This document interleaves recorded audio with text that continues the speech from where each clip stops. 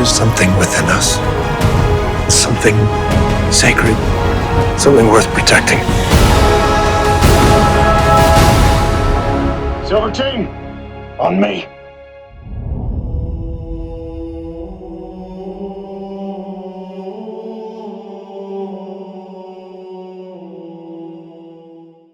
The teams have been fighting all season long.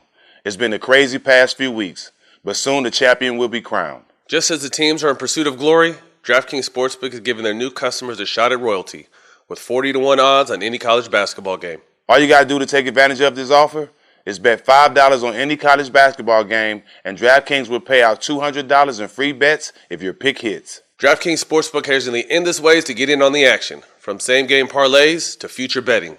DraftKings has you covered. Don't worry. If you've already taken advantage of this offer, there are still plenty of ways to get in on the hoops action with DraftKings Daily Fantasy. Each week, DraftKings is giving their customers nearly endless ways to win big, with millions of dollars up for grabs. Download the DraftKings Sportsbook app now. Use promo code SMOKE. Throw down just $5 on the college basketball game of your choice and get $200 in free bets if the team of your choice wins. That's code SMOKE at DraftKings Sportsbook.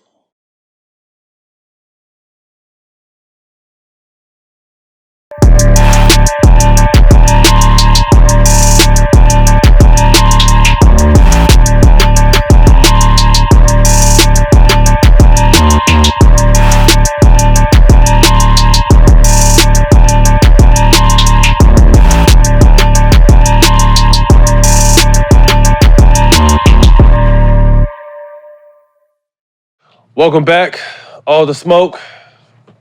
It's good, bro. Once again, it's on. Man, we got a real special guest today, man. Man of many hats. Someone that Jack and I both looked up to. Legend. Someone that kind of shaped our teens and early 20s. Man, welcome to the show, Dame Dash. Thank you. Appreciate you, my brother. Appreciate Thank you for you. your time. My God. Sir. 2020. We got excused. I was chewing on Paul's jelly beans because I'm diabetic and my blood sugar, I saw it was getting a little low. Okay, you had to get So I'm not being rude. Yeah, go ahead. Last time that happened, I was on Mike Tyson. They was like, "You keep chewing." I'm like, "Bro, my blood sugar is low. I gotta get that candy." Oh, yeah, well, you good. Snoop laid down for 2 hours right there and do squares all day, so you good. Do what you want. Cool. You at home. Do whatever you need to do. I just want to be chewing, talking on my mouth full. Yes, you good. 2022, still doing a lot. Fatherhood, obviously, but what's a day in the life like for Dame Dash these days? Well, I definitely open my eyes and see my little boy, Dusko, and my wife, Raquel. How old is your little one? It's at that months thing. It's like, 16, 17 months. Okay. One of those. Okay. But, that's what I've been fighting for. Publicly, you've been seeing me fight to see my children. Mm-hmm. And it's funny, sometimes people fight while they're triggered to see their kids, but when they get to see their kids, they don't. Mm. But I'm actually able, with this relationship, to raise my son. And it's the first time, and it's been everything that I dreamed it to be and more. And what I'm finding is, a child observes what's in front of him. Mm-hmm. My son, he just watches me all day. Sponge. So it's important that you're the person. If you want your child to act like you, then you got to be in front of them. There's things you can, like children, that teaching them that's not the language they learn from so much. Observing is how I learn, and that's how children learn. So I have to make sure, always, with any of my children moving forward, and I had to get this at 50, I'm starting late, that I have the time and I can architect my life so that my child can watch me, and he can pick up the cool shit and not hear about the bad shit from someone that's, been hurt by me. How is it, though? Again, you said doing it at 50.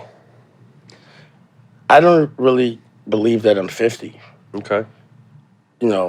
Like that young lady around right there, Dominique, she's younger than me, but she acts like she's 75.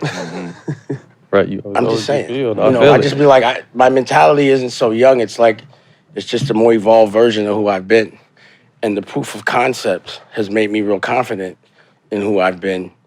So life at 50 is like, I feel like a more evolved 25-year-old. Mm-hmm. You know what I mean? I'm having more fun than I've ever had. Mm-hmm. When you're young, you have dreams that haven't come true yet. After you become 50 and a lot of your dreams have become realized, you get to enjoy them. So what happens when your dreams come true is you have more dreams.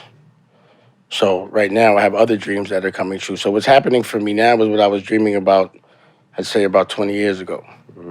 But now that those have realized themselves, the dreams that I'm dreaming now that are actually coming into fruition or orca big, they're actually scary because they've never been done before. There's more elements now. There's more dimensions to play with. Pause. No, you've been giving me. We've got a chance to kind of chop it up the past few weeks through a mutual business partner, and the shit you've been downloading me with, I'm like, damn, definitely got to sit down and I'm gonna bring pen and paper and just talk. I can't wait. But go ahead, we'll get into some of that a little bit later. Yeah, shit is definitely real. Let's talk about your upbringing. Born in New York, Harlem, right? I was born in the Bronx, raised in East Harlem, but I would say I made my bones in Harlem. You made your bones in Harlem. Yeah. So I'm from 109th and 1st, which is 1199. But if you ask me which your block, I would say it's 142nd and Lenox. Hustler mentality. Where you get that from? The environment? 100%. You know, in Harlem, it's about getting money and looking good while you get money. Right. You know, for me, it wasn't so much about being tough. It was about being fly. I just wanted the girls to like me. And, you know, I wanted the flyest cars, which I was able to get.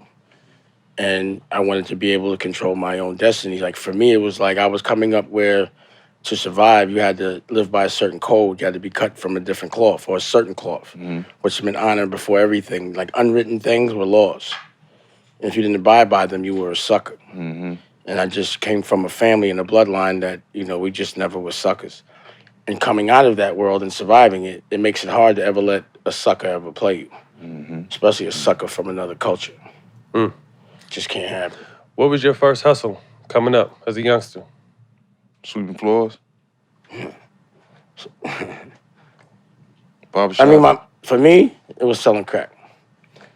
In the barbershop, I was selling weed in the back of that barbershop. I was a teenager. I didn't realize the karmic repercussions of that. But it definitely taught me how to brand, how to have a crew, how to prepare for the future, and just how to be understanding that you can't ask anyone to do something that you're not prepared to do yourself. And you have to lead by example. And also, it's important to make your crew rich. Yeah. Because that's what protects you. Thanks. And that's what you should want anyway. Unfortunately, your mom passed from an asthma attack when you was 15. Mentally, what did that do to a 15-year-old man trying to figure it out? Makes you a beast. Animal. Makes you a savage because now you have no fear. When the number one thing you're scared of happens and you can deal with it, you're no longer scared of anything. So it just made me fearless.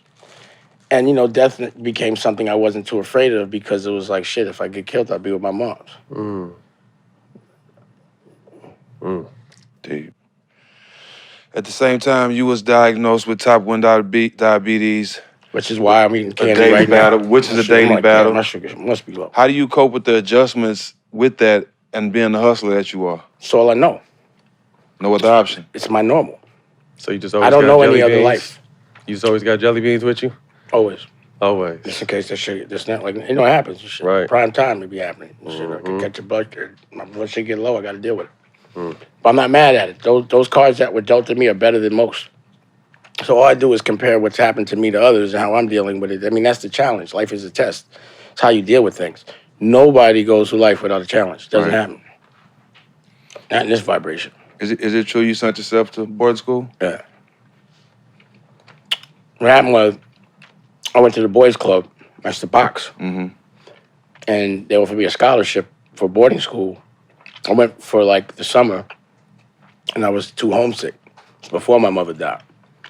But when my mother died, and my friends went from just, you know, fighting and jumping dudes to starting to kill, you know, again, you do what everyone else is doing, and I was like, there's no way around it. This is what I'm going to have to be doing. So I put myself and said, fuck it, it might be time to exercise that option. I have a bad temper. So I left, and, you know, I went to boarding school. So I put myself in boarding school through a scholarship. South Kent. Played basketball, lacrosse, and football at the varsity level. What you was like, what's your game like? I'm good at everything. Man, everybody from Harlem say they good in basketball, bro. Cam, all y'all I'm think too y'all old now. nice. I'm not I'm just saying, back then you said you was nice. I was just nice today. I could adjust. I did my job. I used to beat nigga. I knew how to beat somebody, pause. You could be better than me, but I can still win. Jumper, handles. All of it. But also, mentally, I might dismember you. You know what I'm saying? So, See, he'll slice you in half with his mind. All of it. I like it. You started managing groups, the Future Sound and Original Flavor. How did you get into that space? well, hustling didn't seem sustainable. But I didn't want to work. At that point, I couldn't do anything traditional. And, that situation paid in full, I was right there for that. I was really affected by that. So I was like seeing Rich get, that happened. I was like, I'm out of this shit. So I just chose something that I thought where it wouldn't feel like work. How old are you at this point? 19, 18. Damn, I'm 18. still young. The thing that paid in full, I was 16. He was in the middle of it. I was right there. Yeah. What was the music scene I don't even remember. at that time? It was whatever they was playing at the rooftop and what niggas was playing in the cars, whatever Brucey B was playing. It was old school, new school, Eric B, Rakim. Everything. Everything. Dougie Fresh. I was listening to a lot of rock and roll, too. You remember I went to boarding school. So I'm in a rock Saw band both right now, the sides, Black right. Guns. Yeah. When did you fall in love with music? At that time? Always. Music has always been an escape. Always. So the reason why I used to listen to rock and roll was because I didn't want to hear about the street because I was in it every day. I hate hearing about the street. To this day. I don't really listen to hip-hop in the car. I listen to rock and roll and other things, live instrumentation. I don't want to hear about the things I've been trying to escape. It traumatizes me because it makes me visualize things that are not positive, and that's when you start to actually feel not positive, and that's when things start to realize themselves not positive. The visual is a very important power that we don't understand. Things happen in dimensions for me, levels. I have to think about it first clearly, then I have to put it on paper, then I have to make it happen. If what I'm visualizing is a negative, then that's the next level is going to be negative.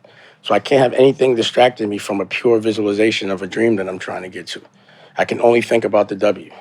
And anytime I'm thinking about other people's trauma, it makes me visualize their trauma. And then that's the energy that goes into my dreams. And then that's when the dream can turn into a nightmare. That's where fear comes in. And fear stops you from doing things. So I don't ever want to have to think about something that I might be afraid of to make me stop doing something. I'd rather keep that real estate for the perfect win. There is no loss. There's a yin and a yang in everything, a dark and a light. I can only see the light. The dark is only for me to learn from and know to stay away from. Everything happens to me that's dark is only for something like to happen. That's the only way I see things. There's battles that you may lose just to win the war. So, a learning experience to me is never a loss. So It just means come back a little better. That means my sugar's still low.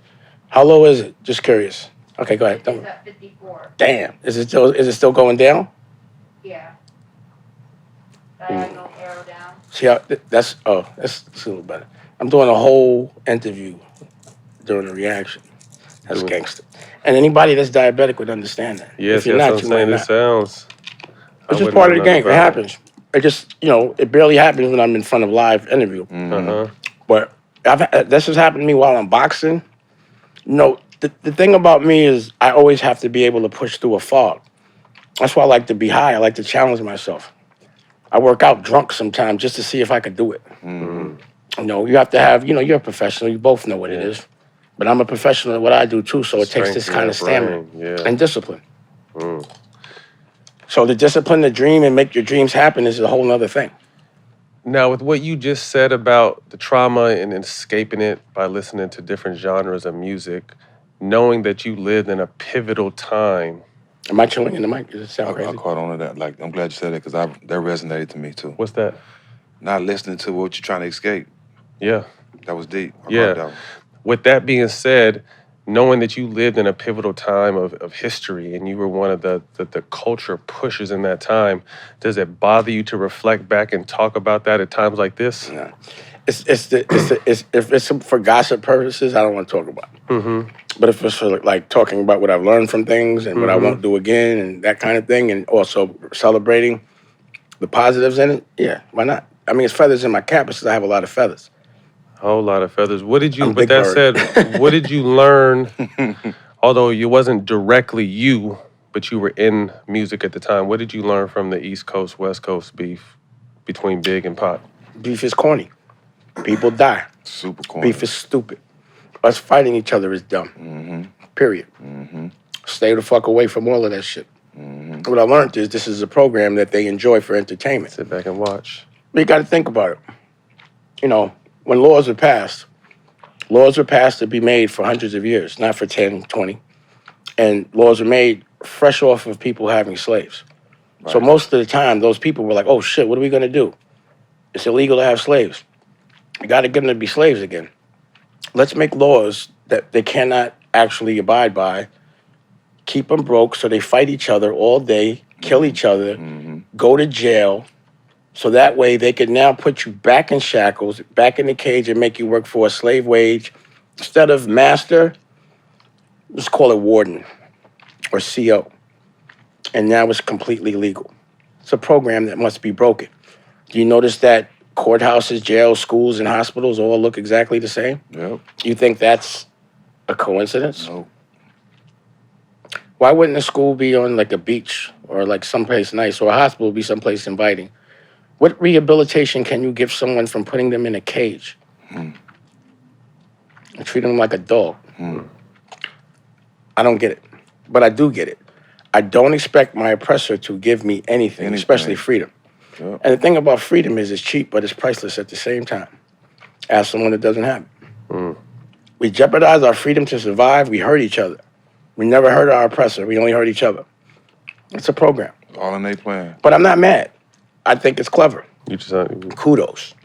But I'm mad when we are cognizant of it and we still go right back to the program. So we can say, yo, it's dumb for us to fight each other, but as soon as something fucks with our ego, we back fighting each other.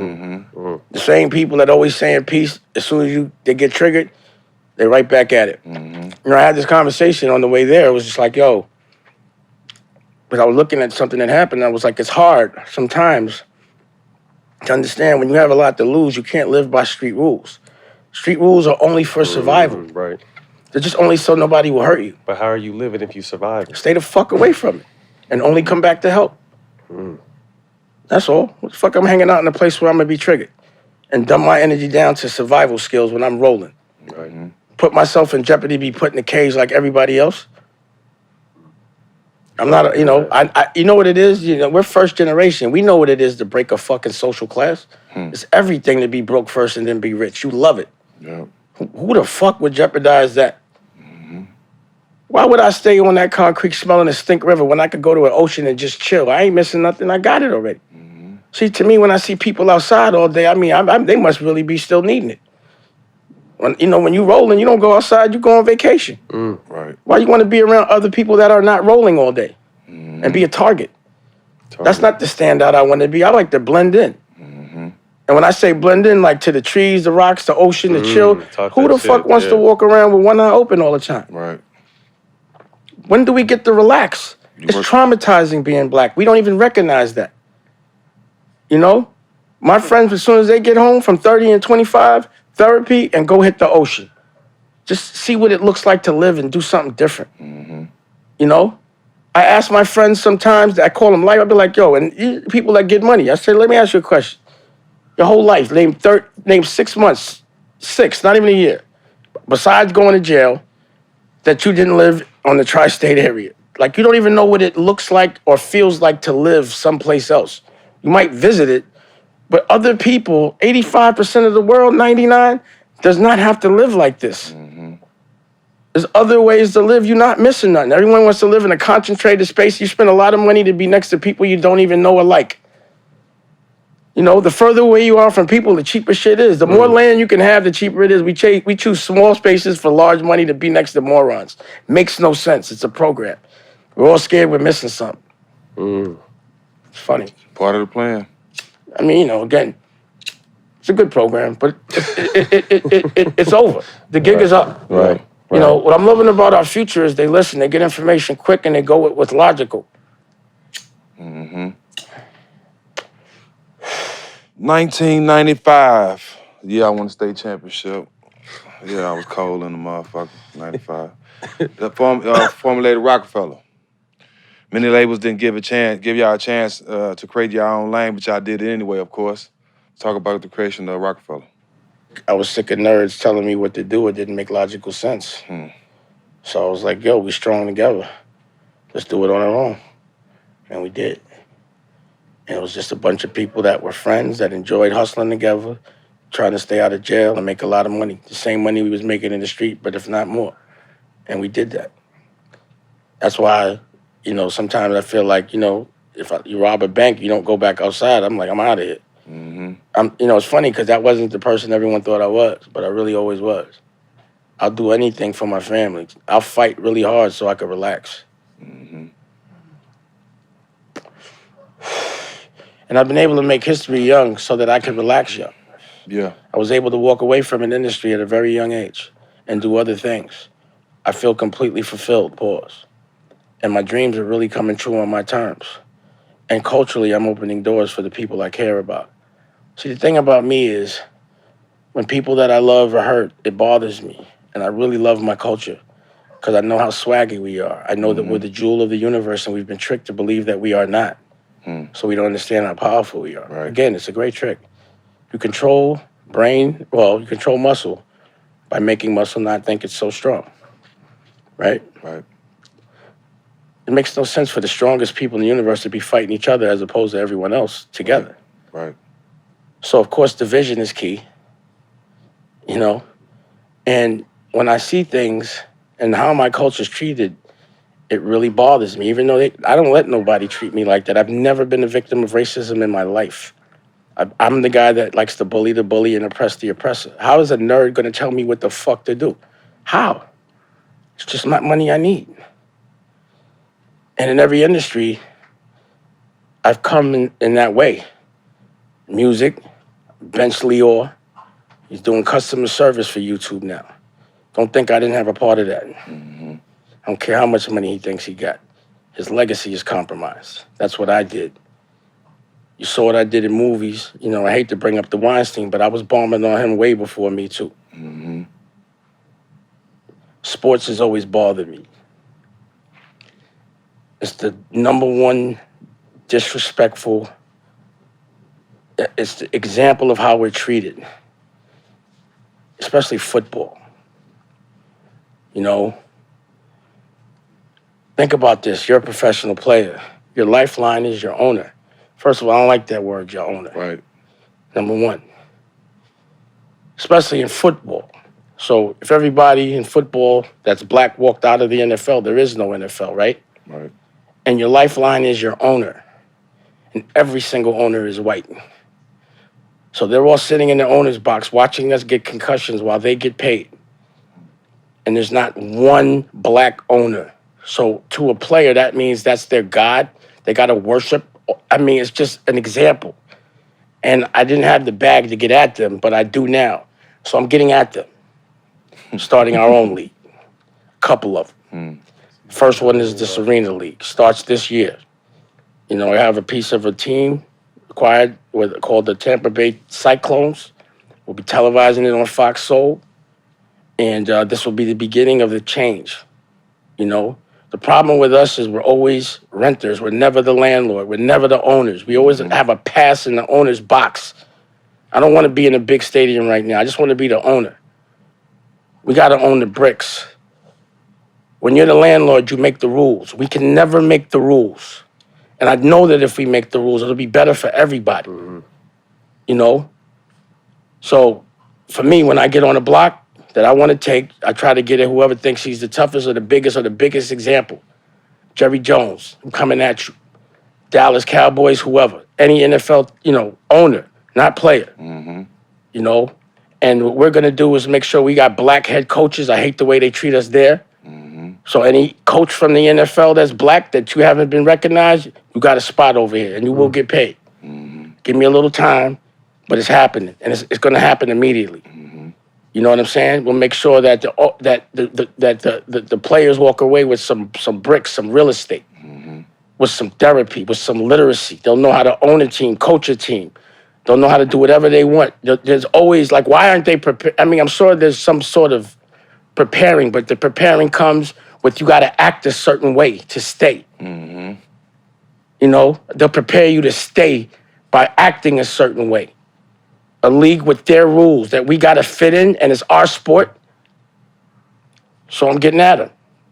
I don't want to be in no slave league. No disrespect to anybody else. I want to be in the Freedom League. You know, not the Negro League, the We Grow League. So I'm starting with football, but it's going to be every sport. And I'm going to hit you hard in the metaverse and the multiverse because I'm savvy there. So this energy isn't anger. This is energy for change. And I'm not talking about it and complaining. I'm going to do it. I don't want to go to your house. I build my own. We're not here for your entertainment. We're here for us to be rich. Black owners. Let's see what that looks like. Even in arena football, there ain't no black owners. Even in the amateur leagues, there ain't no. We got to be the owners, not the players, or be both. I'm a player coach. So even with my network, I don't think in like work for somebody or in like, I don't want to say slave because it offends people, but I can only talk in boss. I don't want to make a movie. I got to have a movie company. I don't want to make a TV show. I got to have a television network. I don't want a team. I want a league. Because that's the case, you know, no one has to come to my league. You can stay if you like, but you always have the option to leave, but you got to play by these rules. We get protected. And the value of my team is not going to be the worth of the owner. It's going to be the worth of the players. Period. Told you had some shit. Been talking to him. The first And I got a plan. I ain't talking about it. So the first game is in Mississippi, Jacksonville in March. First opening game is April 2nd in Tampa, Cyclones. It's on. I'm not just talking about it. Yeah, I don't want to fit in. I don't want to fit in. I don't want to seat at that table. I want to seat at they got to sit at our table. We just have to present an option. So I bet you now there'll be a black owner because I'm saying so. Y'all better get a black owner out there, period. Thanks. Talk that shit.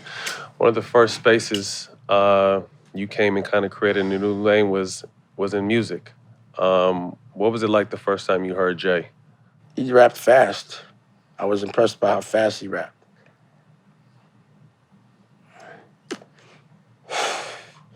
But I didn't know him.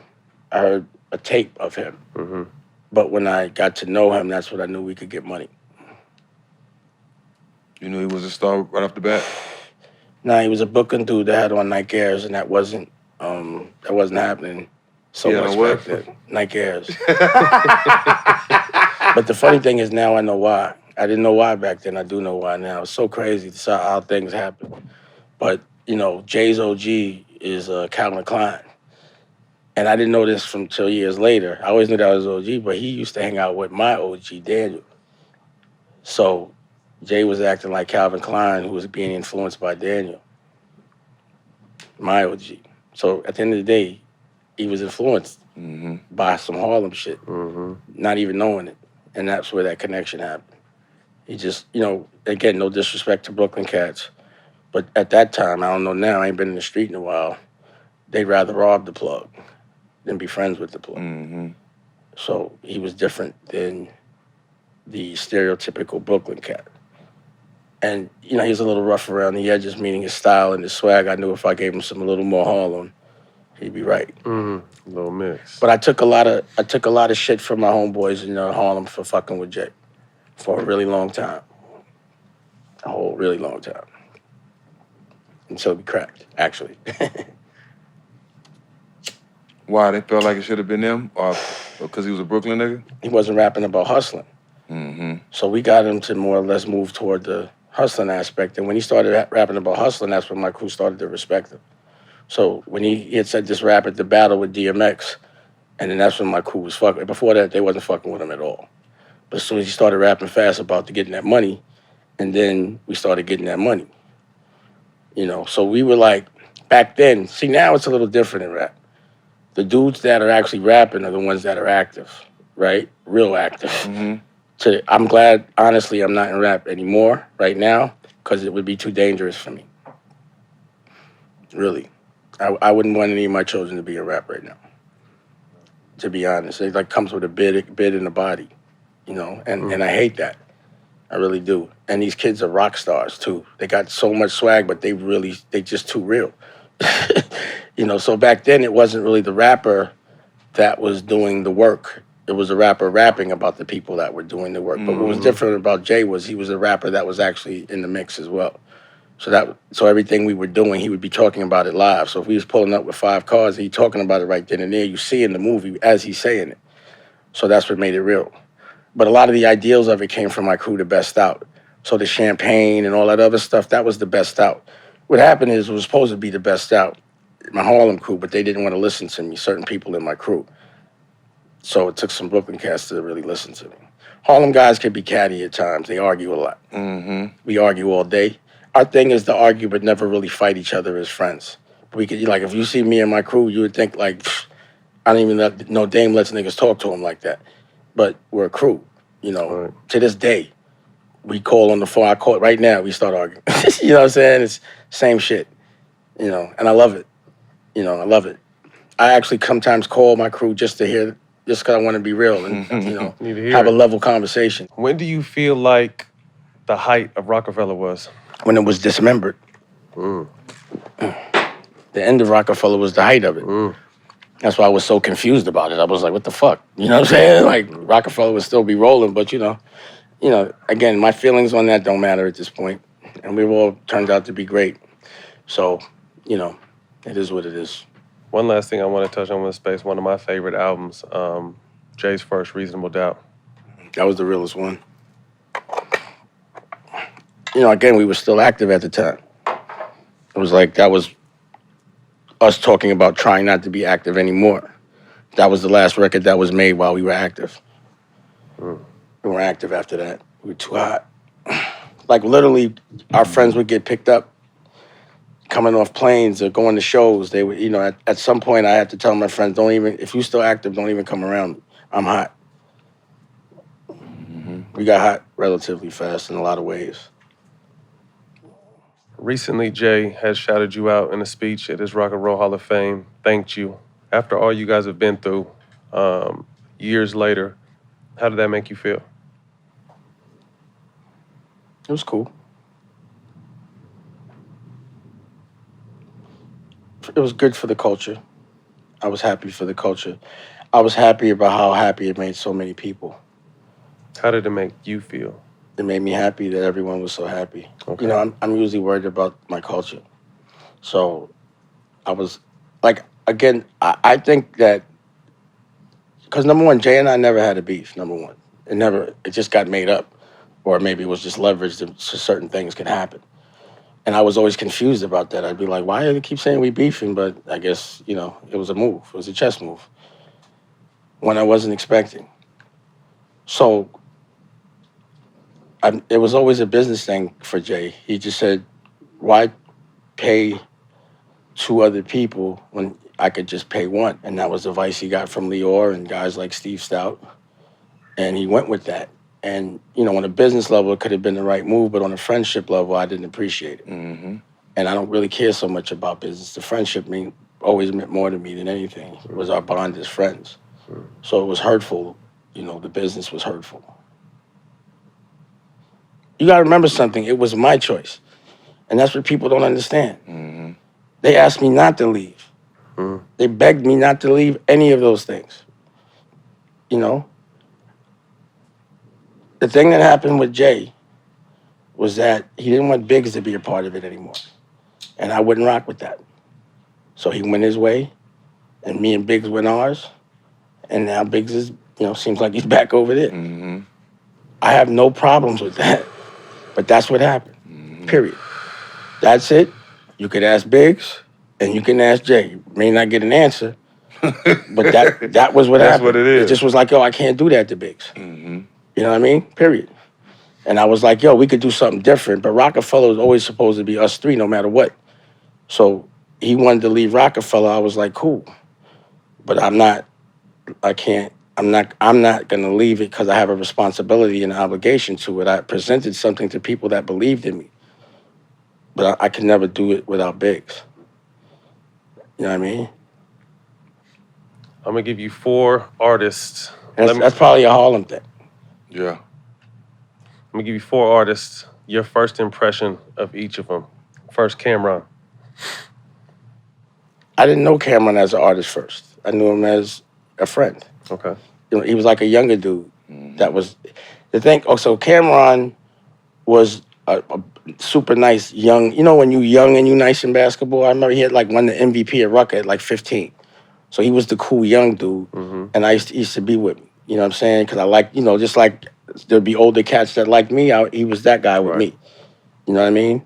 So he was like, you know, I don't want to ever call him my little man, but he was the younger cat that I was like, I like how he's moving, and you keep him with you. So it was that kind of thing, and they used to make me laugh because their perspective on things was a generation younger. Right, absolutely. So I'm pause and they pause and no homo. You know what I mean? But you need it though. You need that younger perspective and outlook. Well, the thing about Cam at that time was he never had a problem with asking for guidance.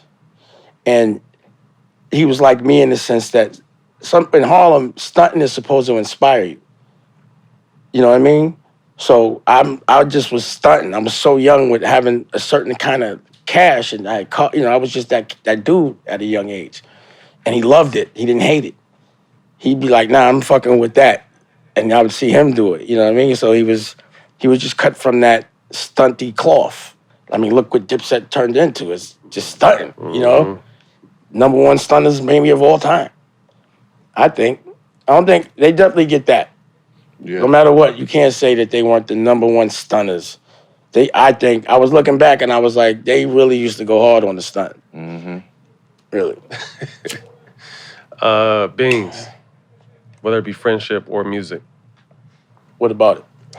first, when you run across him. I thought he was really tough.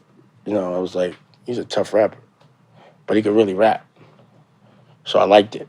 You know, again, it's like, the thing that I like to do, for me, rap to me wasn't about who was the best rapper, it was who was telling the truth. So we weren't allowed to lie in our raps. Exaggerations was no bueno. So you can't be a rapper talking about you got this money in these bodies and you never did none of that shit to us. You know, that's why I like certain battles, I'd be like, they cheating, they not telling the truth. You know what I mean? If you're gonna say something about a nigga, say the truth. Mm-hmm. And then make that what you're using. Use that truth to hurt, not a lie. Like, I'm not into cheating. I'm about a fair one. I'm always about a fair one. I don't respect anything but a fair one. If you cheat to win, you lost. Yeah. Yeah. I don't, fighting and all that. Like, if somebody get jumped, that's not a fair one. The guns is whack. You know, you should sophisticate your knuckle game and give a fair one. If you fight fearlessly, it's not an L, ever. There's no such thing as a loss if you give 100 fearlessly. Niggas, right or wrong, you see somebody when two boxers fight and somebody gets their ass whipped, but they just, like a Toro Gotti, he would just lose fly because he has so much heart. So they respected that. People, the win is the heart. Yep. The heart is the win. But now it's The pride. fearless, that's why I'm like, yo, I'm going to get at the NFL and I'm going to win because I'm going to try. At least I'm going to swing on them. I got to try them. No one else, I haven't seen nobody try them. I'm like, yo, I don't see why it's like a punching bag. You hit the shit, it don't hit back, yeah, it look tough. You look good on a punching bag, but somebody hitting back, it's a little different. We never gave them an option. I got to try. I did it in every single thing. I've done it. I'm a boutique. I don't want to be so corporate because that means I got to deal with so many stupid-ass people. I want destination. I want like-minded people. I don't want an audience. See, the problem with rap for me was when you rapping about things that you don't necessarily do or that aren't positive, the people that celebrate it are not positive. So you now have to perform a bunch of around the people that you really should be trying to get the fuck away from or help. I'm not trying, like, if you don't want to go to jail or you hate jail, you don't become a CO. I don't want to go back to jail I don't want to go back to jail. Or not, I never went to jail like that. You know, I did a couple of skid bids, but nothing real. But if I don't want to be around jail, I'm not going to take a job in a jail. Right. Period. If I don't want to be around criminal minds or a certain kind of energy, I'm not going to make money off that energy because then I'm going to have that energy around me all the time. For me, the purpose of making music was to get the fuck out the hood. Period. Not go back to the hood. But when I do go back, it was to get more people out. Or at least make it better. But at this moment, people can move around. You don't have to stay on your block your whole life. Yep. It costs less other places to live because people are scared. It's a program.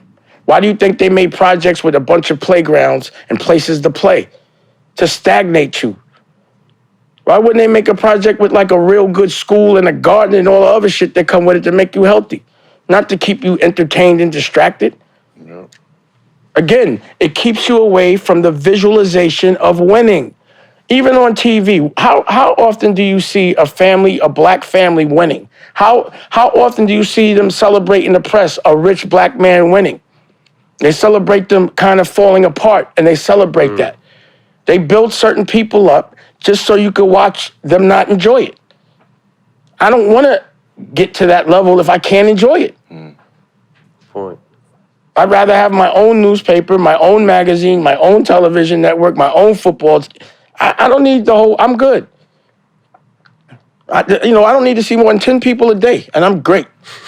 Right. The same 10 people. The thing about the circle I keep around me is that I'm around them so much that I'm not a celebrity to them. I get no props. I get yelled at. I get shade. I get arguments it'd be crazy. And that's how I like it. You're never really, you're not famous to your children. Keeps you grounded. You're the least famous. Your children think you are the corniest at all times. That's what, yeah, right. Right? Absolutely. And that's who you should be around the most. Mm-hmm. Like any job that takes me away from my children, I'm not doing. I'm just not. It's not worth it. And that's what I learned. I got to go get money to get. The kid don't even know about money. All the kid knows is that who they love. The currency for a child is love. And that should be what your currency is as an adult. You keep that energy. Now, if you saying that money comes before the time you spend with your child, then that's what your child is going to think as an adult. Currency is time and freedom and love and laughter and health. It's not a paper that means nothing. That's why everybody's creating their own coins right now. Now everyone knows it don't mean shit. It ain't supported by no kind of goal. So why would we fucking waste all our time doing that? I'd rather fucking have a nice house and a farm and to be with my child every day, all day long. Because of the pandemic and because of how I've architected my life, literally, I've been able to be with my child every single fucking day. Beautiful thing. Since he been born. He don't know life without me and his mother. Right. That's dope. And he's never happier than when he's touching us both at the same time. So if you got to take your child away to see him from the person he loves equally as you, he's still going to be feeling pain, or her. Right. And that's just not, and I've been through it. I wish my other children didn't have to go through that. I'm tight about that. Because that's the cycle I wasn't able to break. Right.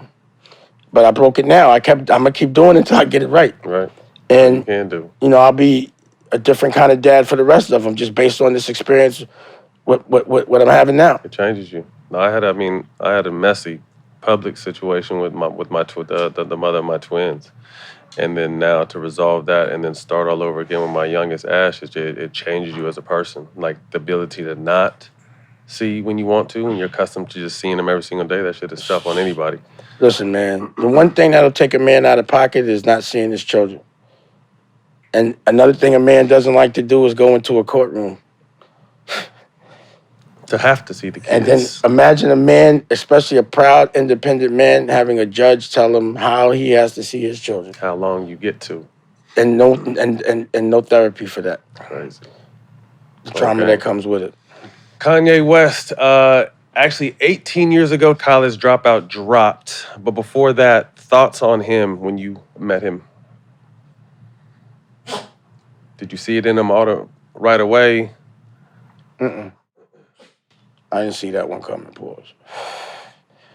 I thought he could make good beats, just like a Just Blaze or, other producers. And, I didn't see him as a rapper. I really still don't. I think he's the best producer that could rap. But I know he wants to be a rapper. You know what I'm saying? But, I didn't know that he was going to do that. When he broke his jaw, that's when I knew he was going to do that. When he came back with Through the Wire. Mm-hmm. But really Biggs had brought that to my attention. Like, I think we should pay attention to Kanye. And what was happening was the Young Guns had a single out. Can't Stop, Won't Stop. Mm-hmm. And that shit was going crazy on the radio. And I was trying to put Kanye's out just because Biggs was, at the time, Biggs was trying to get more involved because that's what Jay was beefing about. Mm-hmm. So he was doing all this shit. He was like, yo, let's focus on this dude.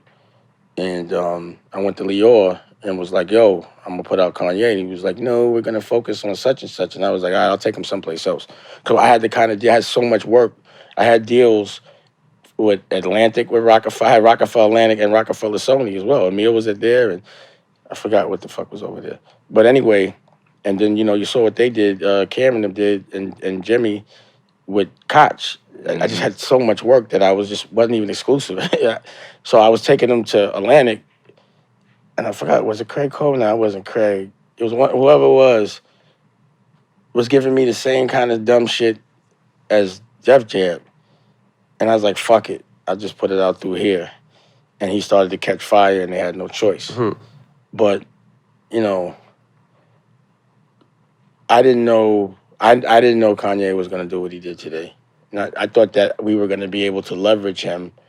Like, to me, Kanye was the guy that could knock at the door, and they were going to let him in, and then all of us were going to run in. Because, he was wearing he had a different thing going, But I didn't know that he was going to do what he did and be so consistent. And I didn't know that he had such work. I knew he had work ethic because I was impressed by, even looking at how he is now, he's on 100. He really deserves everything that he has because he does work that hard. He's dedicated his whole life to it. So thoughts on a project like Dropout and where he's at with this recent Donda and dropping Donda 2 soon. Thoughts on how his music is? At this point, he's dropping music for fun. So he's just being creative. And I think that's great. He does what he wants to do. When you have a certain amount of money, you could do what you want to do. Right. I mean, it's not really the music, it's the way he rolls it out. Look what he does. He's the new Michael Jackson. I didn't know he was going to be turned into Michael Jackson. I didn't see that one coming. Pause. But he definitely is our Michael Jackson. He always brings the event. Absolutely. But, he has really good fashion sense. So it's like Michael Jackson with good fashion sense. Will we ever see? Can you imagine if Michael Jackson had a sneaker? If Michael Jackson had a Gap deal? You got the moonwalk slip 2000s. on. Well, but the thing about it is he would have to really study. Mm-hmm. So what I could say is that, it's not just Kanye putting his name on it. He really does study. Right. He does the work. Mm-hmm. Which is important. He has a lab. He definitely always sets up a lab. And he has the best people around him. And when he gives you a product, it's not just his name.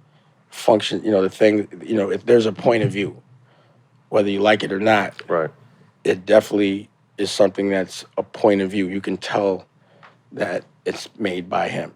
He turned into a real designer as well. So for someone to master 2 trades at a professional level is a big deal as well. And he should have props for that. Absolutely.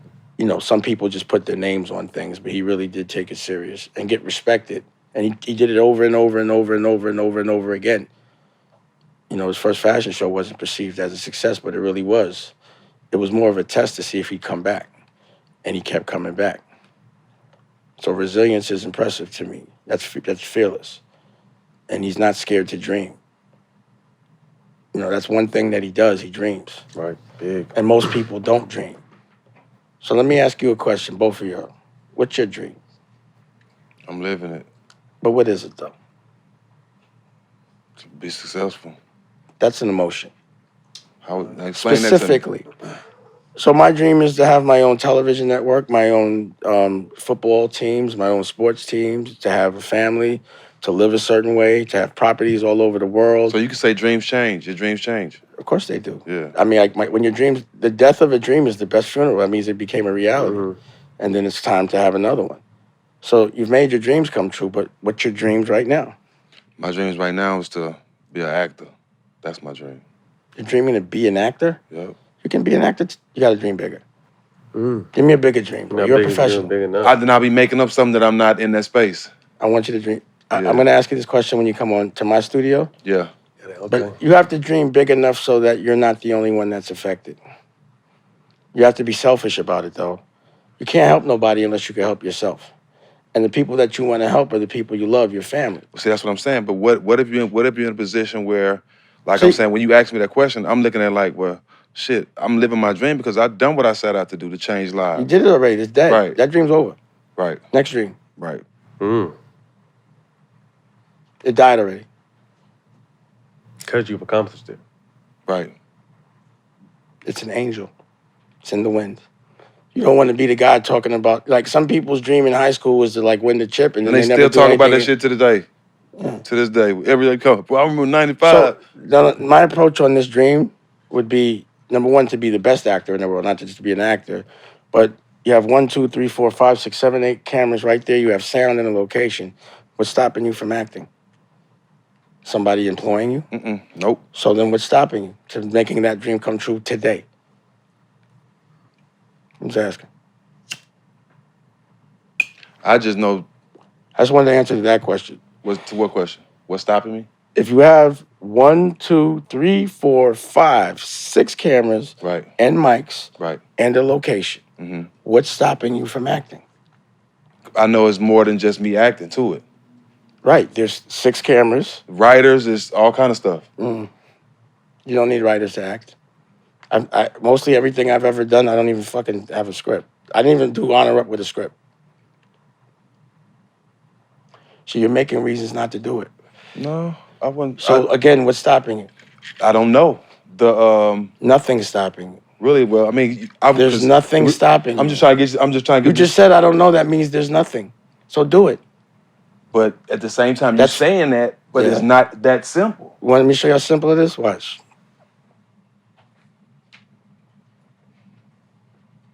This is good. I need you to have an argument with him, but don't mean it. About a girl.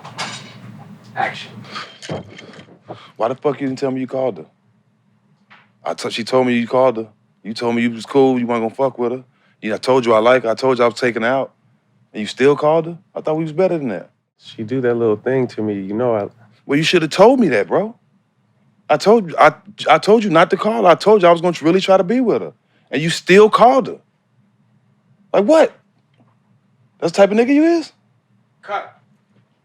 We have our first scene for the All the Smoke TV show. That was fun. So what was hard about that? Boy, now your dream just came true. Next dream. You just acted. That's simple. That's the low level of acting. You did a good job, though. That was fucked up that you did that to yourself. Why did you do that? Because No. Because I Let see me where I do me want a to be. favor. Listen, in my perspective, give me the best case scenario of what you just did. The best case scenario? Yeah, and only think about that. That what I just did is in the movie theater? So why can't it be? Because it won't be beneficial. See, I just said your dream fucked up, bro. None of those, that's the last thing you think about is the worst thing, bro. The first thing you think about is the best thing. And then, so your visualization just now was it won't be successful. That's what you just visualized. You just fucked your dream up. Now, if you're only visualizing this shit in a movie, you just said it's in a movie, then that's what you should have seen. And then you make it happen. Now, question, how the fuck could that be in the movie? Well, I could just shoot 60 more minutes of scenes. And now I could go rent a theater and show it. How could it be beneficial? Well, I just showcased that I can act. And it could be good. Actually, in my dream, it is so good that now it's a hit out of left field. You visualizing that? I'm visualizing. Now, why it can't happen? Because a lot of things got to go There he goes right. again. I'm being realistic, though. You're not. Your realism is the worst. That's No, not realistic. no. I understand things don't always what go if your way. Okay, now, what if, let me think Is about that not this. true? You're wrong. It always goes the right way. It always goes the right way. I never fucking lose. If you're playing in the NBA and you lose the game, you still won because you're in the NBA. Now, what if now think about this. Some kid says, you say to him, what do you want to do? What's your dream? I want to be a basketball player. He goes, well, shit, I can't be a basketball player. I got to have this and that.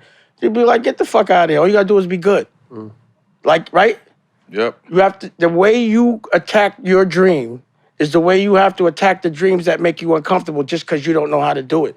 You knew you was going to be a basketball player because you know your skills. You're not confident in your skills, but you got to be confident in your skills. Just now what I saw is you do have enough confidence to be an actor. And why wouldn't you turn this into a scripted show as well as like The Office or something? You got everything you need. The amount of time it takes for you to set this shit up, you could be doing scripted. Trust me. The amount, you got a lot of people on here. Who's the DP? Is there a DP or are you just setting up cameras? Y'all know about cameras? What kind of lenses are these? Sony G Masters across the board. Can you put movie lenses on there, like Zeiss lenses? I got Zeiss lenses. I'll let you hold some lenses, and I got cameras. Can anybody here a writer? Can you just write a script? This is the location. It's about 2 ex-basketball players that argue over girls. Can you do that? Yeah. What the fuck's the problem? You guys know Showtime right now. I mean, bruh, make your dreams come true. I wish I had these variables. I mean, I do, but I don't have Showtime. Pass the plug. We talked about this already. And you still haven't passed it. Because it's our first time talking.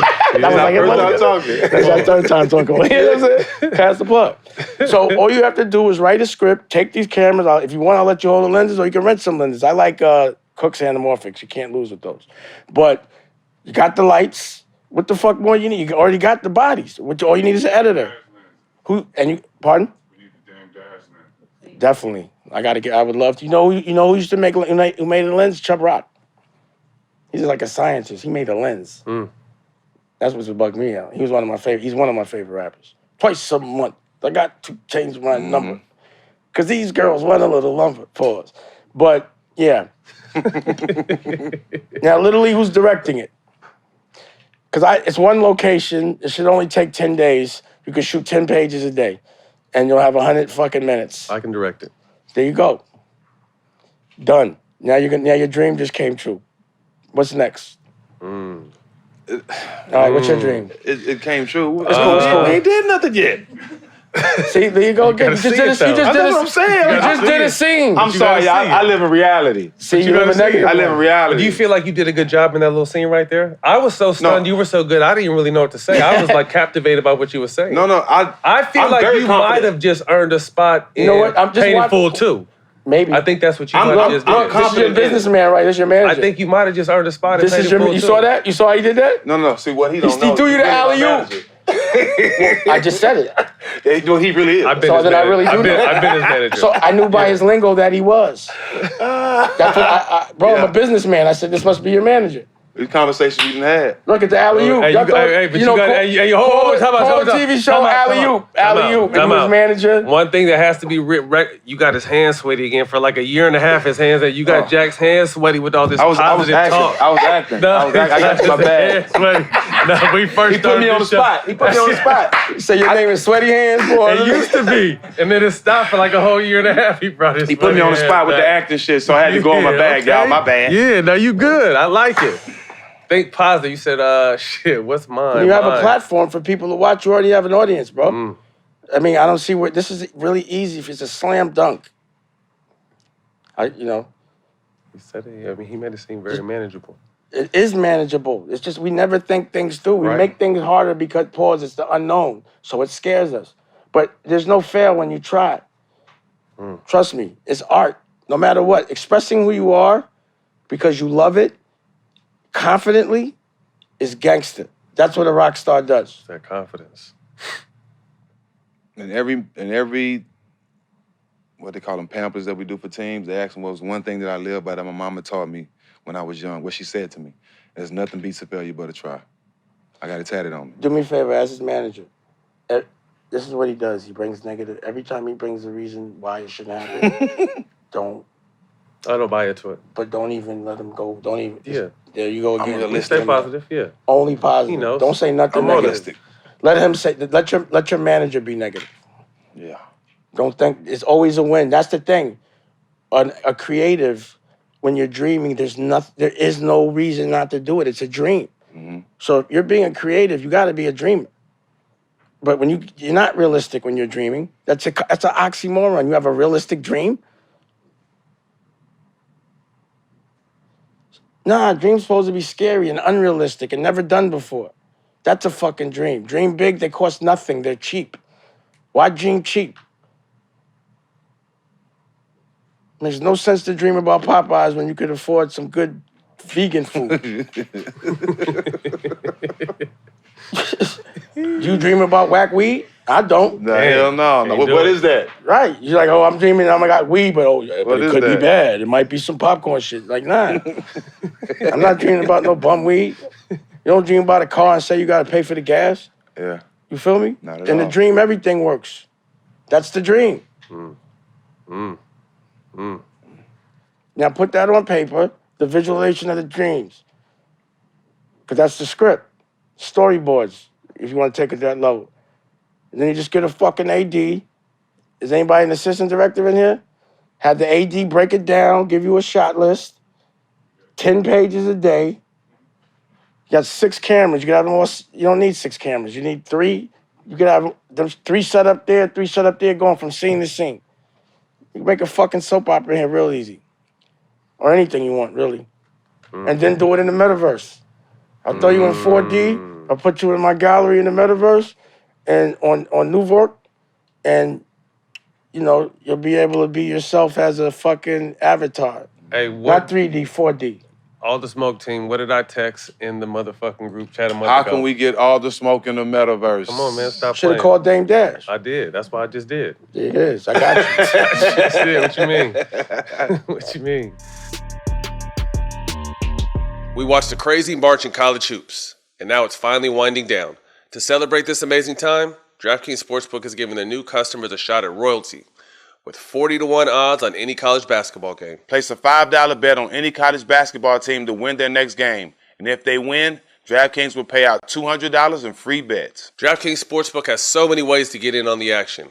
Same game parlays to future betting. DraftKings has it all. Don't worry if you've already taken advantage of this amazing offer. There are still plenty of ways to get in on the hoops action with DraftKings Daily Fantasy. DraftKings Daily Fantasy Contest has millions of dollars up for grabs every week. So go check it out and enter your shot to win big. Download the DraftKings Sportsbook app now. Use promo code SMOKE. Throw down just $5 on the college basketball game of your choice and get $200 in free bets if the team of your choice wins. That's code SMOKE at DraftKings Sportsbook.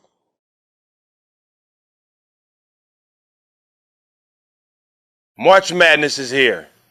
Not everyone can have a perfect bracket, but you can have a perfect set of balls. This tournament season with the sponsors of today's show, Manscape. The leaders in below-the-waist grooming has just launched their ultra-premium collection to give you the total championship hygiene routine. When the clock winds down in March, be clutch and avoid the upset with Manscaped ultra-premium collection to keep everything under control. It's important to have a grooming routine so you can feel extremely confident. We all know how essential the Manscaped Lawnmower 4.0 electric trimmer is for the precise trim below the waist.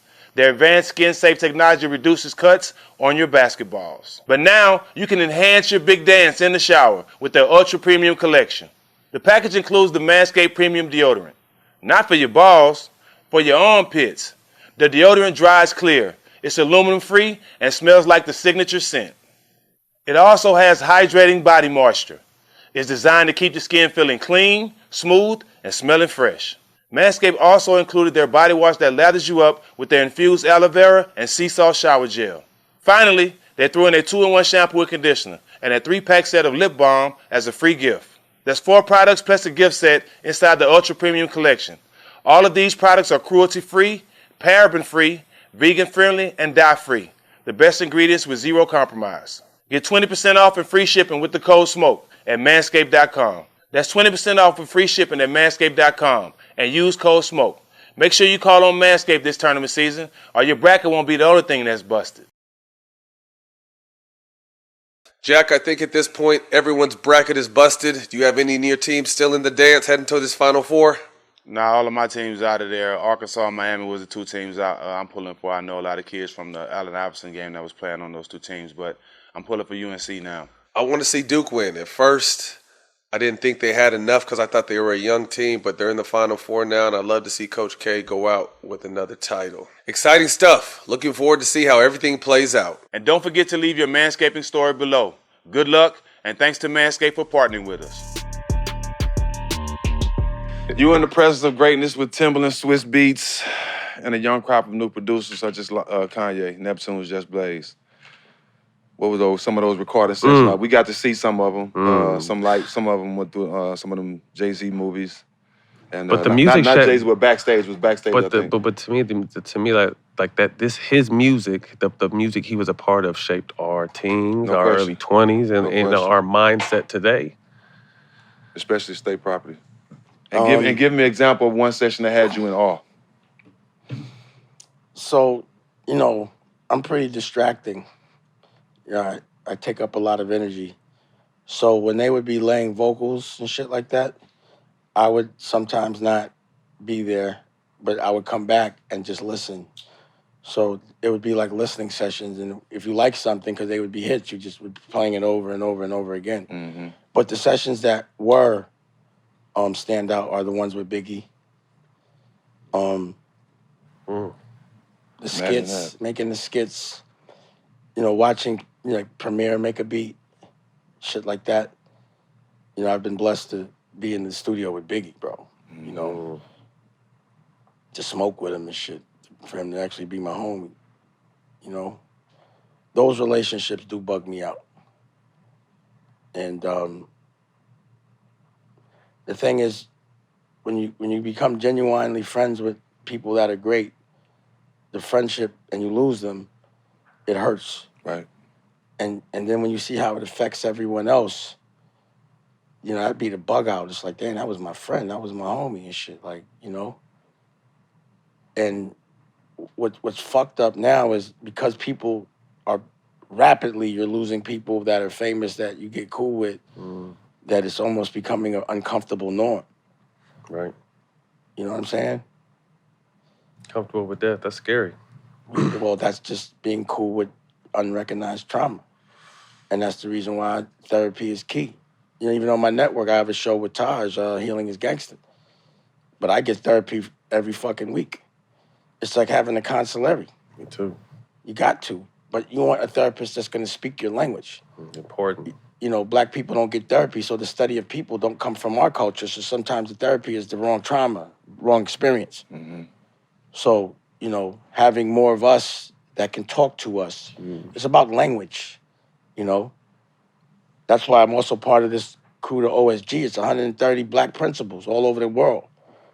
And they all speak our language, The education that's presented to us is not in the language that we can even understand. We're people that like to grow shit, not really kill shit. Mm-hmm. We're people that like to be in the sun, not in a fucking room behind a desk for 8 hours while the sun is out. Who's gonna pay attention under them circumstances? Mm-hmm. You know what I mean? But again, it's a program.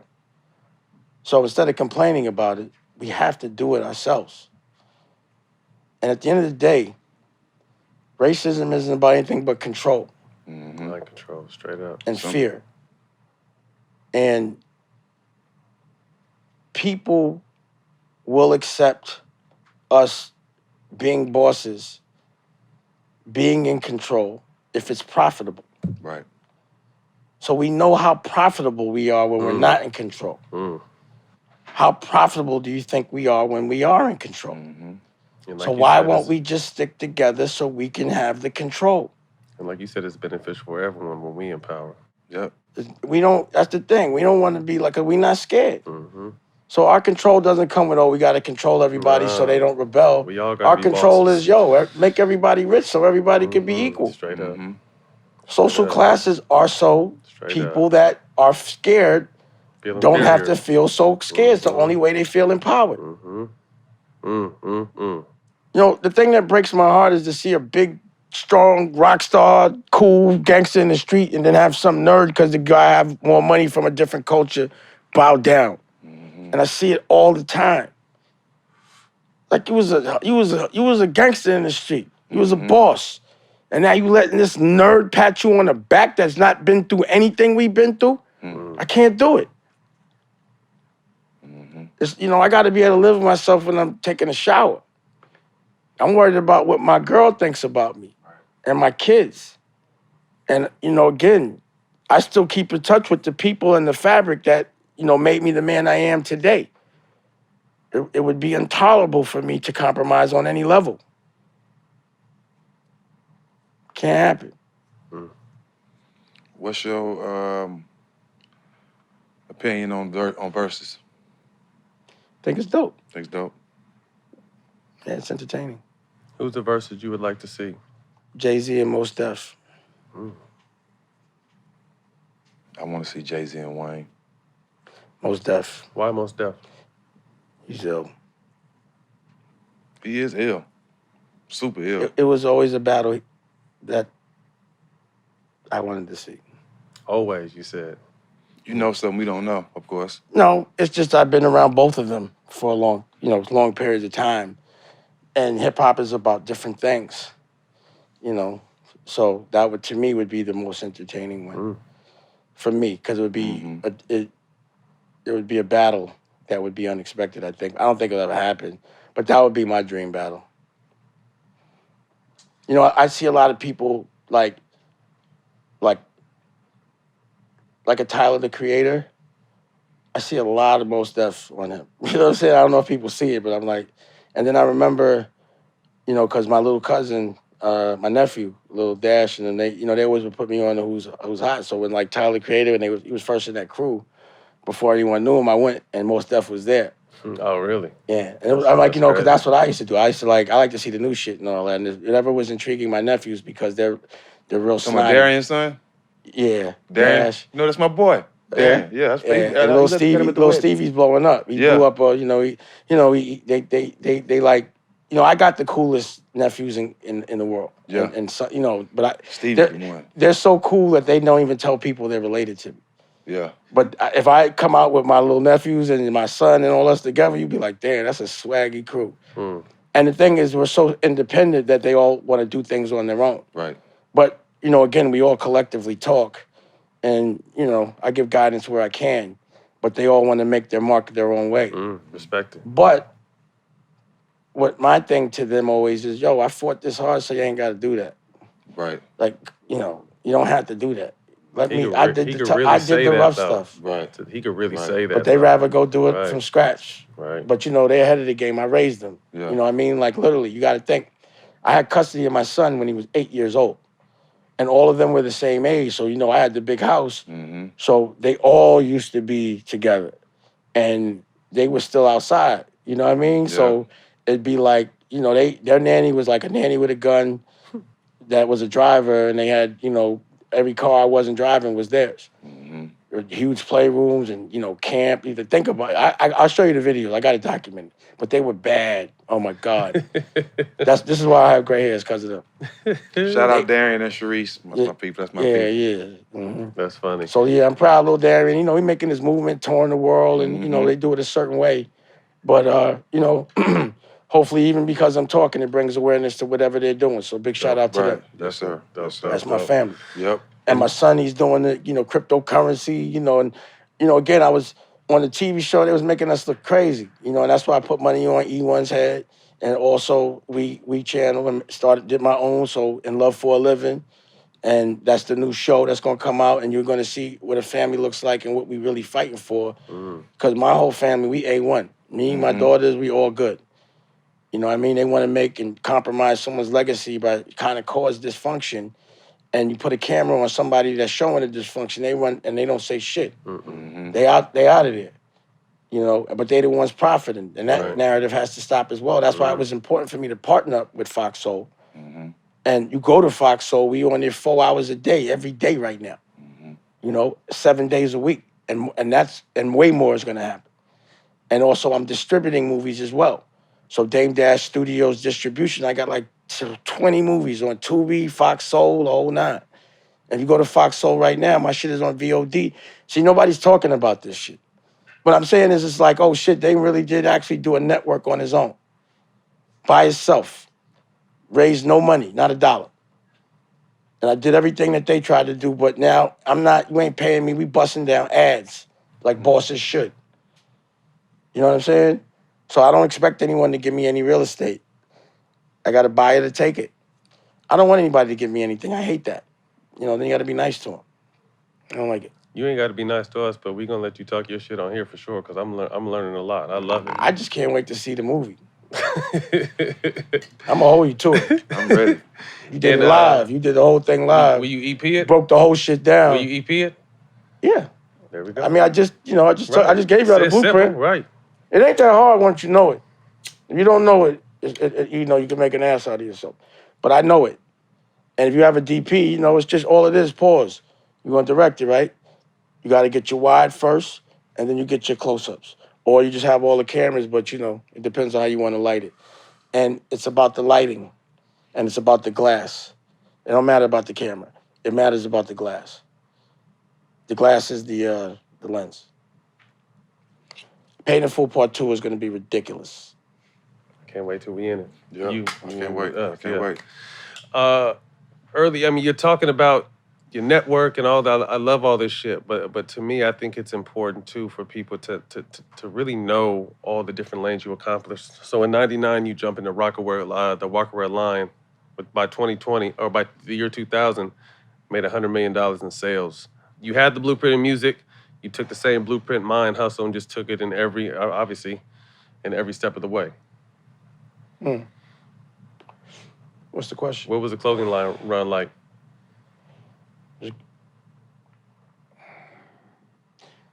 Frustrating. You know, everything that we did at a big level, including Paid in Full, I had to fight for. Not one thing that we did that you're celebrating now wasn't me having to be Dame Dash the asshole. And I was sick of the I told you so fact. Like, y'all made me fight you over this, and now you want to celebrate and act like nothing happened. And that's why I left, because it was like arguing with people with bad taste that had no power, that thought they did. That usually in the street I'd have been like, yo, you're going in the trunk. There's no way you're not. I promise you, bro. It'd be like, you know, internalizing. Think about if you have to take a shit, a diarrhea cramp, how painful it is until you get the release. And when you finally release, you're like, oh, you're a little tired. You're like, but that, I'm good. Imagine emotionally having to internalize everything. Having an emotional diarrhea cramp, and you can't really project the way you want. You never get to take that emotional shit. It's painful. And I think that's what happens with everybody. They internalize. That's why I never would hold it in, because I'm not going to have an emotional diarrhea cramp because of your fucking nerd ass. I release as soon as I feel it. As soon as I got to take a shit, I'm taking a shit. That's why I'm happy. What would you guys have been like if you had social media back in the day, particularly in that hard knock life? Probably jail. Tour? We probably would have been in jail. Too much. Jail. On the business side. But you say the business Couldn't was do no real business in life. jail. I don't know, bro. You know, I was a different guy back then. And I've been doing my version of social media the whole time. I was the guy that always had a camera and everybody said I was extra. I'm the guy that taped everything. I'm the guy that took the pictures. Before, I always, you know, with all my friends I've been with, I always had to have a camera, a real camera, because I had to send them pictures. You know, I had somebody whose job it was to send my friends pictures to jail. I'm telling you, it's a different time. So, I don't know. You know what I mean? Like, I tend not to do that, the what if, so much, because it doesn't do nothing for me. You know, I just know about I just appreciate how hard it was, pause, back then, and how easy it is now. What I learned is I don't have to go outside. Right. And also I have a voice without having a buffer.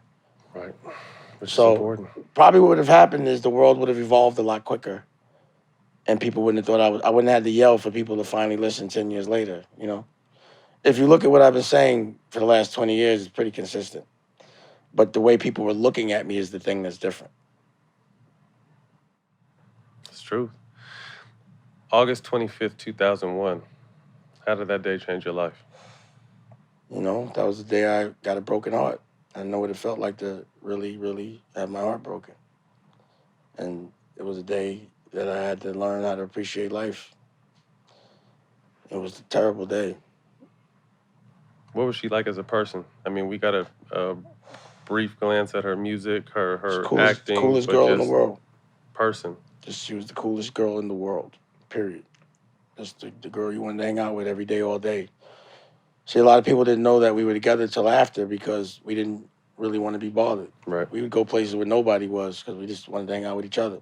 I was amazed about how powerful she was and how she affected people, but she was so well versed. You know, honestly, if it wasn't for Aaliyah, I wouldn't have been able to recognize Rocky now. Because first of all, I didn't know what In Love felt like. And, you know, I never thought I would find a girl like her again. And it was weird that it ended up being Raquel. You know what I mean? So without ever going through love, you might not know how to recognize it until it's gone. But what I'm appreciative of is that we did recognize it and we celebrated each other's love. There was never anything I didn't get to not tell her except don't get on that plane. You know? That's the one thing I regret. I actually referenced it a lot. Before she was getting on the plane, you know, the BlackBerry, she gave me the BlackBerry. She said, I don't like the plane. And I said, well, don't get on it. And she was like, nah, I got to. You know, it was a different situation, but she had to do this video. And that was one of the times I wasn't an asshole, you know. And if I'd have been an asshole that day and really stood behind what I believed in, she wouldn't have got on that plane. So now when situations come up and I'm like, damn, I don't want to kill the vibe, but I'm like, I'd rather kill the vibe now than be all fucked up later. Talk about her impact, her legacy on music, and just that part. Well, you know, the fact that every single day I get tagged on pictures of Aaliyah. Like, it's like, I don't want to say like a cult, but the love gets stronger. A legend. Yeah, but it's just like people really, it really fucked a lot of people up. You know, I've seen people, a lot, like several that still have not recovered at all. Like just disappeared off the face of the earth. You know what I'm saying? Like seriously. And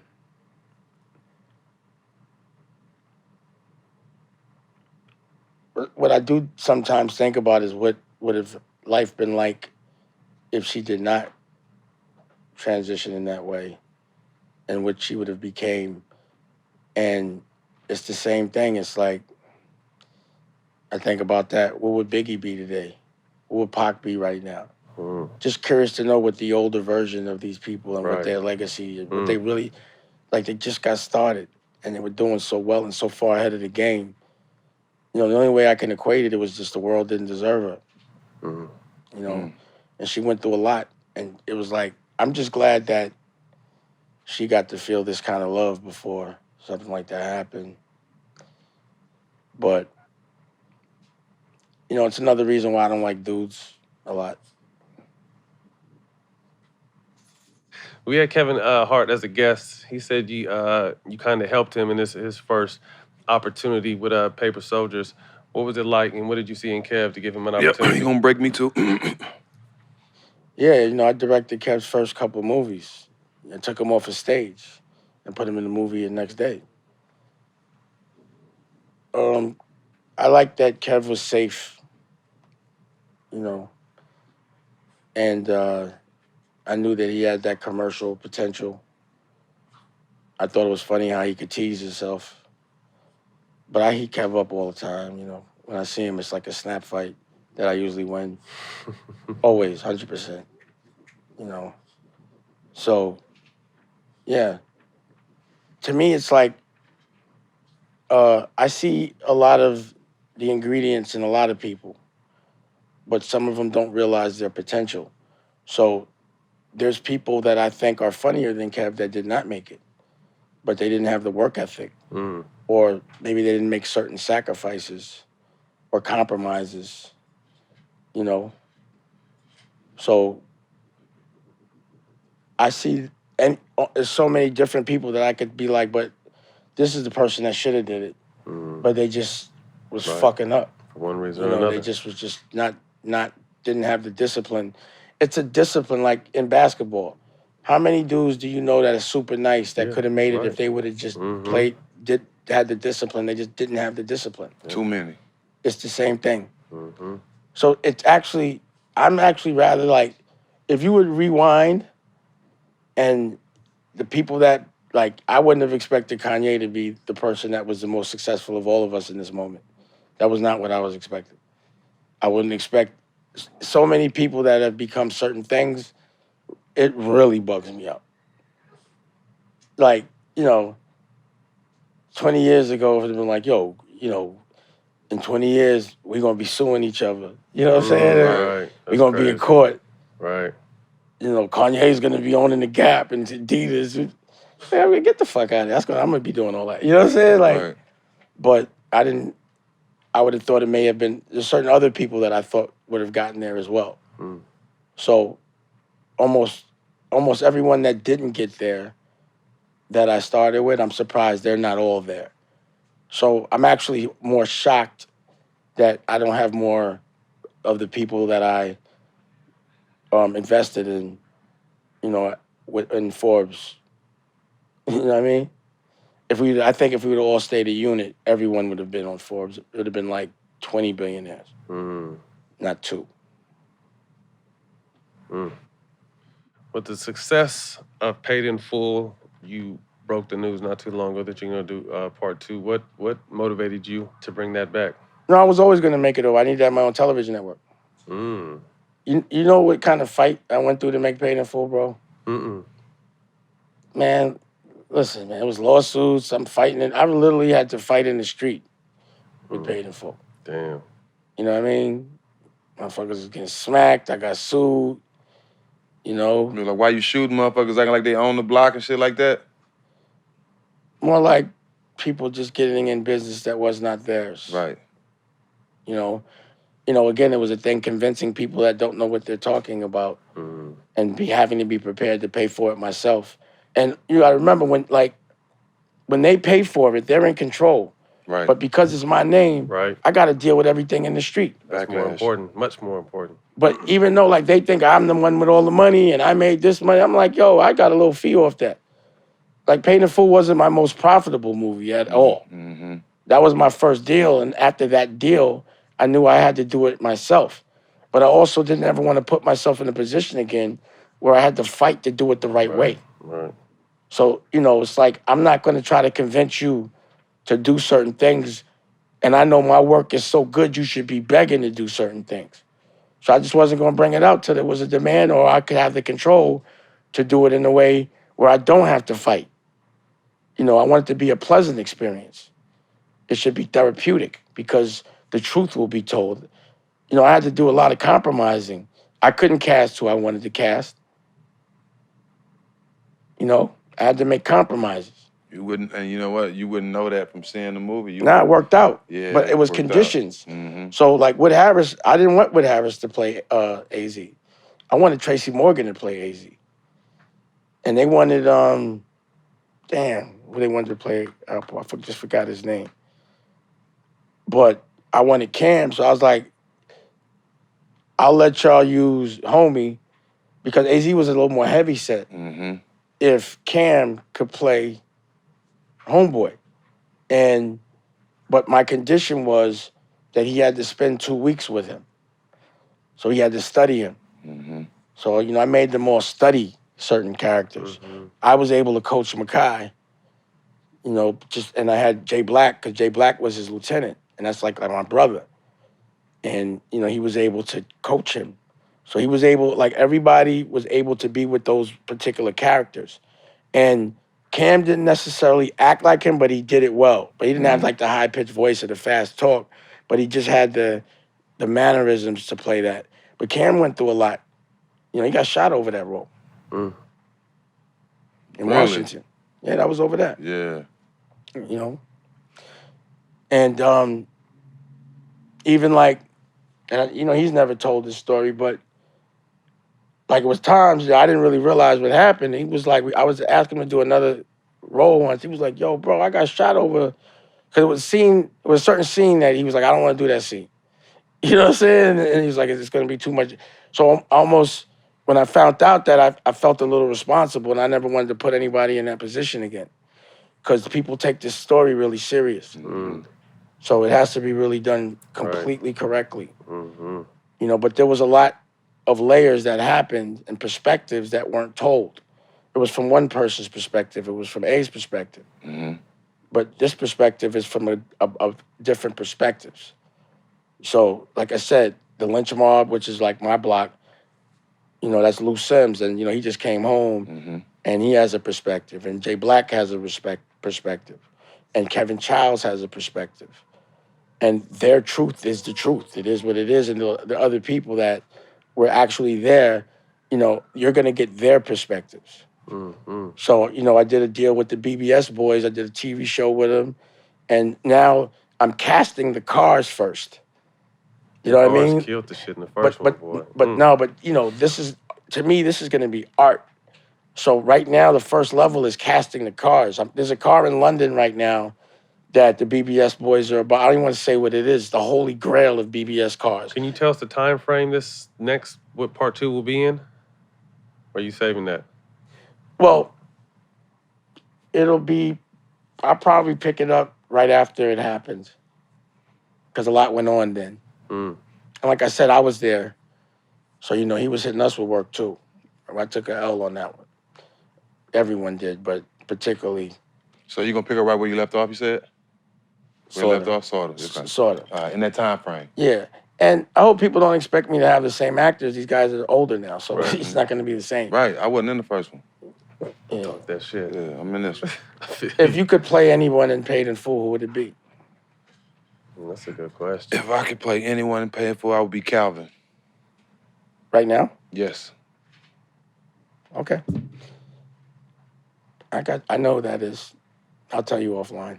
Okay. You could do that. Seen that movie too many times. I damn didn't know his lines, bro. Nah, but you don't understand that whole story, though. It's really deep. Yeah, I just understand it from the movie, right? Yeah. See, like they touched on, but what really happened was, it's heavy. Yeah. With all the things, spaces you've been successful in, you continue to be successful, is there one that stands out to you the most? Outside of fatherhood? I think the Rachel Roy, the fashion, you know, people don't talk about that so much. You know, that I was able to take a brand and in 3 years, I had it in Bergdorf Goodman. You know, it wasn't urban, smarter business brand. It was, you know, real fashion. You know, CFDA really got into the world of it, and then was also able to diffuse it and have it in Macy's. You know, so the fashion business to me is like probably the one with the most taste and discipline. But the things I'm doing now, like making comic books, like there's a movie I'm making, Dead Weight, and we made a comic book out of it. And, you know, my girl just did a kid's book, you know, Dusko Goes to Space, and she made a cartoon. I'm always really inspired by things I've just never done. The Football League. So, you know, again, that shit I did was 20 years ago. For that to be the most impressive thing that I did would, to me, be disappointing. Right. I did that shit 20 years ago. So I can't come back and do the same thing again. It wouldn't be inspiring to me. It would be the same shit. Right. You know, I'm a person that likes to look at myself as like an industry conqueror. You know, I don't want to be known really as an entertainer. Crazy. That's crazy. I want to be known as like the Mark Anthony or Julius Caesar of industries and of fighting for our culture, but with the, you know, the black engine where you live. You know, back in the Roman days, you were not considered famous. It didn't matter how rich you weren't famous unless you won a war. So I like to be known for winning wars, or at least fighting hard, violent, you know, hard as I could. That, you know, I don't want to be famous for bending the knee. I don't want to be patted on the back by them. I want to be famous for challenging them, but also being profitable.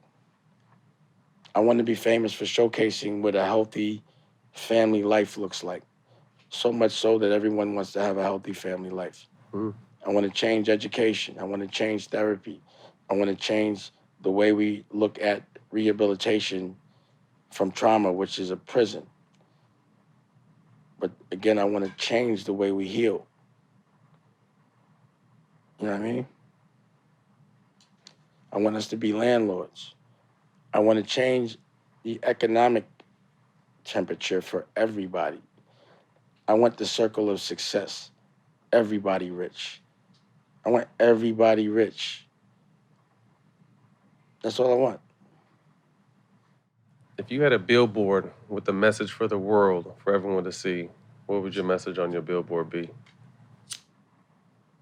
Mm-hmm. A one-word billboard? No, it could be a sentence, it could be a word, it could be... I would say dream big, you know, and keep people off. Like, I think the main thing people have to do is keep people away that distract your vision of the win. I don't want to visualize the negative unless I have to. You know? If it's something I've never done before, I don't know what problems are going to present themselves. That I know. I could never factor them. There's always shit that I just could never imagine was a factor. Like, make sure you have a good hard drive. Pause. A really good hard drive. What's the hard drive we get, Nicolette? G-rated. Yeah, get a G-rated. Because I've lost footage before. The shit sucks. The machines break down. You know, batteries die. Really, when the machines break, that shit slows you the fuck down. You know, always it's dudes, so it shouldn't be so makeup or hair. But, you know, factor that. You don't want your shit ready and then you're waiting for people to fucking be getting their hair done.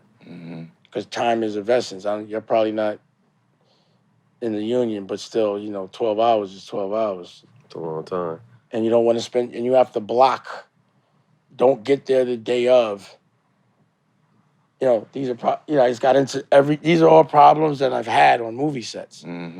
So the next time I make sure they don't happen again. Right. But I would not have known these things unless I made the movie. But y'all could learn from them. Right. And I did the rough stuff. Right. You worked that hard, so we didn't. Like, bro, I got 20 filmmakers in Dame Dash Studio. My man Omar's curated them. All of them, because to finish a film, you got to be a general. You know, you have to lead soldiers. It's a plan. It's like you have to manage, like starting a company and fucking getting crewed up every time unless you have a consistent crew. I was like, you already got a crew. The rough stuff is over. All you really need is a line producer to organize it, but you could probably do it yourself, you know? So there's just, unless you do certain things, you just will not know it. So you can't factor why not to do it. It's like, I'll learn when I'm there. If it ain't putting me in jail, or it's not going to kill me, or impair anyone's health around me or myself, why not try? So like in the street, I'm just taught to swing on a nigga and just, you got to fight it out. So, you know, you could get hurt. But where can you get hurt here if you're having fun? When you're doing what you love, it doesn't feel like work. People be asking me like, yo, why you don't go to sleep? I'd be like, yo, my life's better than my dreams. I wake up looking forward to what I'm doing every single day. That's a dope feeling. It is. That's wealth, happiness. That's wealth and happiness. Art detecting what you like, not what everyone else likes. Like, to me, being too famous means you got to be outside too much. That means you have to be outside around people you don't know too much. When you're outside, where are your kids? Right. I thought we was doing this just so we could be with our kids. I'm not doing this so I could be outside more. I'm doing this so I could be with my kids. Period. And if you're doing it for any other reason, that's why you're not happy. Because love's not involved. That's not your currency. I'm not going to spend the money. I work for my children and my girl. I'm an employee for them. Straight up. Literally, I don't get nothing. All money just goes into paying people. Niggas, I don't get to look at money. You know, I want them to keep the broke shit on me. Keep that shit. Leave me the fuck alone. Right. I'm trying to build this dream over here. And be high while I'm doing it. Straight up. Ain't no better way. Quick hitters. First thing to come to mind, let me know what you think. If they were to create a biopic about your life, who would play you? No idea. You can't Probably name Baby no. Dusko. Boogie, my son, maybe Lucky. I don't know. I mean, to be me, it's like you got to be really, really, really, really cool. You know what I'm saying? Like I don't know.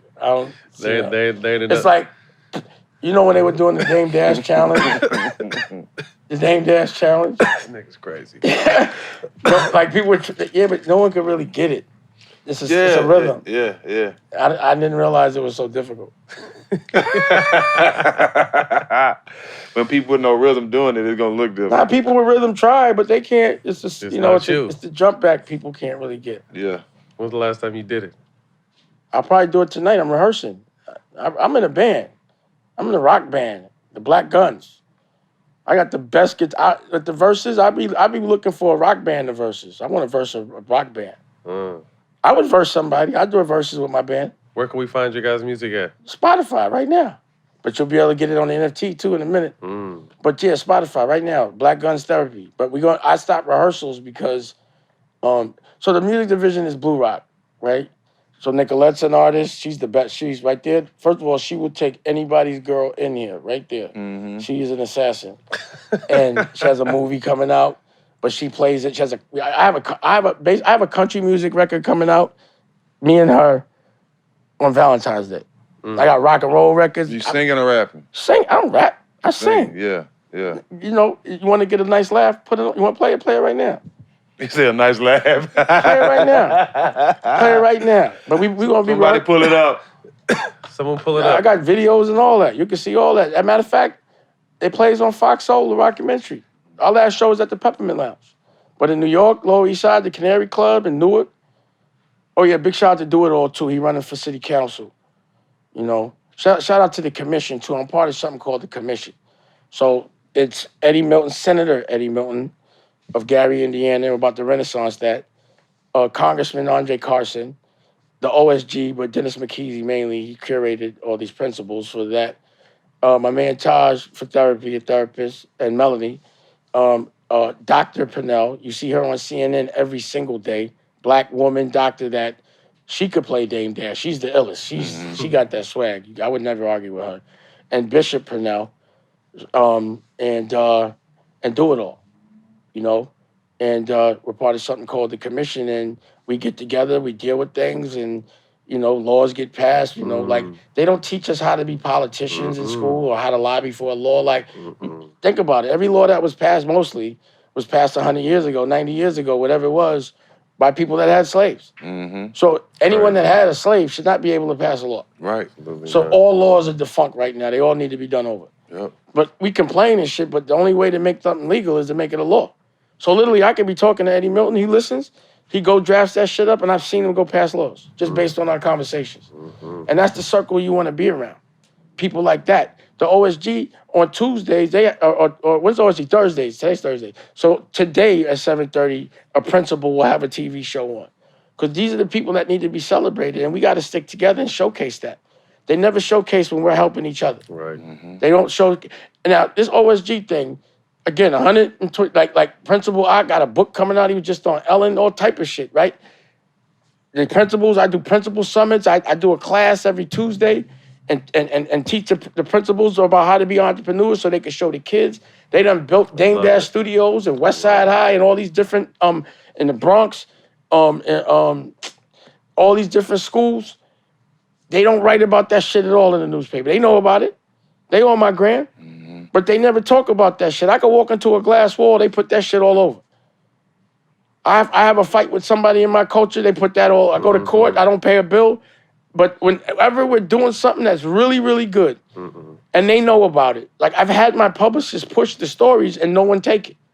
But when I ask me my opinions on Homie all day, why they don't showcase that? Because they won't, and I don't expect them to, I'm not mad. So I got my own network. That's why you got your own. Make my own magazines. Make my own movies. Again, own.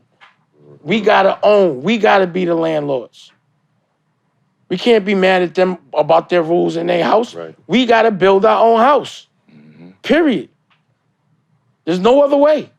Fitting in will not work. You can't expect your oppressor to let you out of jail. The warden ain't gonna give you the keys, especially when it's making the money. Right. You know, prisons are private sector. They're mostly owned by people that don't give a fuck about anything but the money. Mm-hmm. They want to keep you in there. Right. It's about that bed that the government pays for. Yep. Why would somebody that own a jail want people to stop committing crimes? They want to build a bigger jail. Mm-hmm. Crazy. A hotel for slavery. Mm-hmm. Legal. Like, why you there? Why it ain't no... There should be therapists all over the jail as soon as you get there. As soon as you got a charge, you should have a fucking therapist. The trauma is what got you there in the first place. I'm telling you, it's the program. Mm-hmm. But again, I'm like, yo, that was a good play. You know, when you playing somebody in chess or somebody in basketball, if they got an ill move or they prepared after they beat you, like, yo, that was ill. Mm-hmm. I just got to get better. That's us. We so mad that they prepared. Nah, we got to get prepared. Right. We should be more mad that we not prepared. Over prepared. This is the time to really get together and talk it out. Make a plan. Plans don't happen overnight. You got to sit down and really write them shits out. So you know, remember like when I spoke to you about the league, I didn't really talk to you first. I sent you a deck. Mm-hmm. I had to give a visual. And now I got a deck about how to be an owner. I had to study this shit. Mm. You can't just say, I want to be an owner of a team and then just, you end up losing everything. Right. You got to study. Study the craft. And a lot of things that we think we can't do or we're not allowed to do, if you read the fine print, you could do it. That's what they do. They read the fine print. Takes work. Yeah, you got to work. You just got to study. Got to work at it. The best team is the most prepared team. Look at life like you look at sports. The one that is the most disciplined, has the best workout. Most of the time, the people that are successful aren't the best at what they do. They just are the best at working the hardest at what they do. Mm. The discipline. But if you're not doing something you love, you ain't going to want to do it. So you have to find what you love, something you would do for free, and then that's what you do every day, all day. Get paid for doing something you would do for free. Like basketball. Mm-hmm. Like, I know y'all got to be laughing, motherfuckers leaving their Achilles tendons on the court for no money, just for fun. Right. We got to do it for a job. That was our job. But at least y'all was getting paid millions. Right. Motherfuckers doing that shit, hurting themselves, like the healing, and they got to nothing. For nothing. They got to pay for it when they get hurt. Miss work. And miss work and be uncomfortable and all that for fun. Man, crazy, right? Well, that's why I love gaming. I love to see all the kids that thought they was going to be losers because they play video games millionaires now. Yeah. Because they're making money at what they are. Like my son, they used to be like, oh, he has ADD. And I'd be like, there's no way he has ADD. He plays video games. He's focused all day long when he plays. He just doesn't focus on what he don't like. Period. That's not ADD. I'm not dealing with that. Right. I don't have to pay attention to you. Mm-hmm. That's all. Period. So find something that makes you focus. Like, people gamble, they don't feel time. You in the club, all of a sudden the club's over, you having fun, you're like, damn, that shit was 5 hours already? Mm-hmm. Shit went by fast. That's a long ass time to be in the club for. Yeah, I can't believe I'm 50. I'm having so much fun. Right. I'm like, I can't be 50. Mm. I'm 50, man. That shit bugs me out. That's dope. I'm having too much fun. I'm like, my run has just begun. Mm-hmm. And I've been having fun the whole time. Right. My whole adult life, I was a mogul, a hip hop mogul at 21. That dream came true. Like most people still trying to be hip hop moguls at like 50. It's just, I got that out my system. Out the rip, yep. Off the rip. I want to make sure y'all getting paid for this. Nah, we not. Oh, damn. Yeah, Let me get this. no, not that one. Not Help that out. one. See, I do the alley-oop too. Yeah, This is that some one. good ass water. Yeah, But but this shit here, Yeah, Pav? right there. Talk to him. there you go.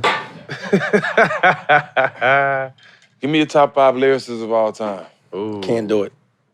Just give me 5. Not, it got to be 1, 2, 3, 4, 5 you like. Can't Who's do it. 5 you listen to? I'm not doing that one. Can't get I'm it. 50, bro. Like, you know what I mean? You have to ask me, like, what decade do you talk? Gotcha. I've been there. I'm 50. I've been doing this since I'm, like, 19. No, yeah, like 18. So, I'll tell you this. The one person that I think that the world didn't really get to, like, could have had that chip is Jay Electronica. Mm. I wish that I That's wanted my to, Aki. you know, he owes me an album. He has an album. I have an album with him that he needs to put out at some point. Mhm. But, you know, that was one dude that I was begging to come out. Like, yo, bro, I didn't want to just come out because he was that good. When he was rocking up back, I forgot the name. Dun-dun-dun. So there's certain artists that I'm like, but, you know, he's an artist. So you can't really knock it. Like, that's interesting within itself. Mhm. You know what I'm saying? So there's certain artists that I feel should be way more known that are really good lyrically. That I would say like some artists that I would say that they never came out. Mm-hmm. But I've seen so many different rappers, you know, in your life. like to today, like because even the rappers now, you'd be surprised which ones just out of respect and that know that I'm gonna give the game for free. Because I don't think an OG should charge you for advice. That's your job. Right. Anybody that charges for advice is not an OG. Right. He's more of an asshole. You know what I'm saying? Like you're supposed to get out of the way. Mm-hmm. Y'all got weed? Yeah. Wanna roll up? Roll up. But you know what's funny? I was gonna pluck this one out the window, and I was like, I'm gonna need this shit. I got a fresh one right here from this is my company. Well, I gotta got hit it. I will, but I you know, it's a special blend. I smoke OGs. Okay. I'm very particular about the weed. No disrespect. Yeah, no, I feel I'll it. smoke it, but I No, probably I feel won't it. get. No, I don't want you. I don't want you to feel pressure to do anything. No. I have to cut it with some Fanta. Yeah, so I'm saying this might gotta hit do. you a little different. Yeah, this 7 leaves is. No, yeah. is it Next OG? question. Is it OG? Nah, but it's I some don't shit. smoke OG. It's that Van Damme. It's the black slush for real. Stuck on the island. 3 shows or movies you're watching on repeat.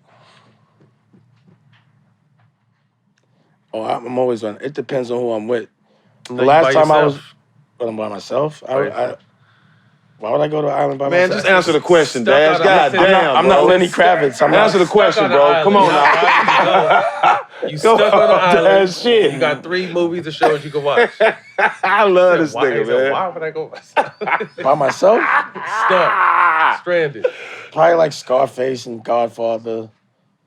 You know, if I'm by myself, I'm gonna watch some gangster shit. Mm-hmm. But if I'm on an island like full of girls, I'll probably watch the L Word or some shit like that. You know what I mean? It depends on my company. But if I'm by myself, I usually watch gangster shit. Once or upon some a sick time. documentaries. Yeah, see, that's how I'd be the same way, too. Shit, I'd rather just watch them myself than with anybody. Yeah. Like the gangster joint, like when I'm like usually like if I ever have this hasn't happened in a while, but you know, where like there'll be a Sunday and they're playing like The Godfather, Yeah. or I'll be stuck the whole day. Once Upon a Time in America. Yeah, all of that. Yeah, I watched Or like that nighttime often. when Rocky falls asleep, that's when I get to watch like all my Narcos and Yeah. I like Peaky Blinders. Peaky Blinders, I can't wait for the new season. You know, I know that real family. Yeah. Yo, you know That's Tyson dope. Tyson Furies, that's his family. Really? You see they say the Furies, right? Yeah, they reference the Furies, that's his family. Nah, they the real deal. And that shit is dope. Is it? Shit, me. That shit is dope. That's so dope. Yeah. It's dope. So I don't know the Fury, I know the other Fury. I'll tell you offline. Yeah, it's But dope. yeah, it's- Dope. But like when I was watching, I was like, I bet that's about them. And that was. I was like, oh shit. Peaky But they Blinders. fresh on there too. I've actually designed, like I design, you know, I design everything I wear. I usually design, but I've been inspired. I've designed suits based on Peaky Blinders, They like be collars clean. and shit. They don't fuck around. Yeah, they don't. And fuck I also around. used to watch The Godfather. If you look at The Godfather, the suits in The Godfather are crazy. So like, you know, I'm into fashion, right? Right. So I used to, like, I have a bunch of old movies. Because back in the day, that's when everybody used to wear suits. Right. And if you look at the suits in the old movies, motherfucking Clean. suits is cold, bro. Mm-hmm. Cold. So I always watch old movies to get inspired to make, you know, what I do. Because I make suits, I make everything. But I just do it in a way like it's more boutique for like for me, I don't know that, like I feel like I'm more like vinyl. You know what I mean? Like I don't want to be so pop culture-y. To me, that gets kind of like, I don't want everybody, I want you to be in the know. Like I said, I want it to be a certain level of fan, a smart, cultured sort of a following. Like all that matters to me is I'm celebrated by my family, which is my culture. So as long as I'm famous there for doing certain things, that's all I want. Good. So I guess the point I was making is a lot of what I do is not meant for everybody. Mm-hmm. like damn near everything. Because I've already tried to speak people that just don't talk boss, they talk slave. And I can't talk slave, and I don't expect them to talk boss. I don't understand slave. I don't expect them to understand boss. You know what I'm saying? But at first I did. Right. You know, I being young and being like, oh, when I get to this level, I'm expecting people to be so much better than me because they've done it. You know, I'm looking at people on TV, and when I get to these big corporations, I'm like, this is who's running this shit? All this time?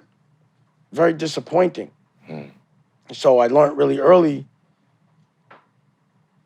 like, think about all the things I did with using other people's money or working with bigger corporations. But really think about everything I've done on my own. And for me, it was, I wasn't winning unless I did it on my own. That was the challenge to myself. Because I already got there the other way so fast. It's so easy to, you know, work with them. But you got to serve, it's not easy because you got to serve up your culture. Like what I was finding on the other side is the more I served up my culture, the more I was being celebrated. And I was like, once I became aware of that, you can't look the other way. I just think that's the problem. People look the other way. And I just don't. I can't. Thank you. Appreciate that. Funniest thing that's happened to you recently? Something one of your Frenchies did or something? Funny thing happened to me recently? Nicolette, what I do stupid lately? We do a lot of stupid shit after 9 o'clock.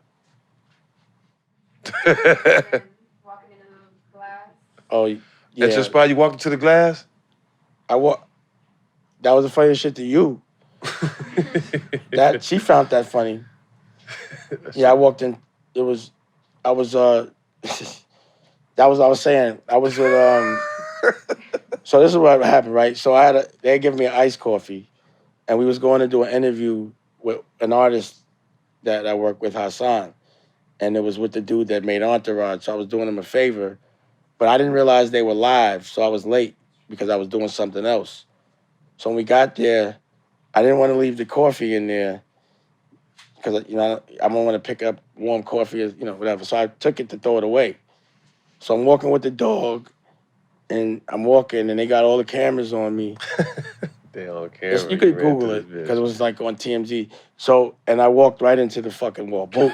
But I did it so cool that I edited it up myself and put it out just to see if, and like I said, if you Google it, Damon walks into a fucking wall. Yeah. But actually he has a TV show where it showcases, it's like some like Larry David kind of shit. Bloopers. But it'll be not like Larry David. It's like, you know, sarcastic. He's a real sarcastic dude. Mm-hmm. And it comes on Fox Soul, I think, next week or the week after. And that scene is in it. It was like almost like it was written for it, but I did walk into that glass. Thanks for that, Nicolette. He was feeling good. He was feeling good. Hey, he said that shit was funny to you. Yeah. You know what I'm saying? Like, Feeling good. but it was funny. It was hilarious, actually. 5 dinner guests, dead or alive. Joshua, I'd like to talk to him. That's the real name of Jesus. I know you know that. Of course. I picked it up. Yeah. Probably Moses.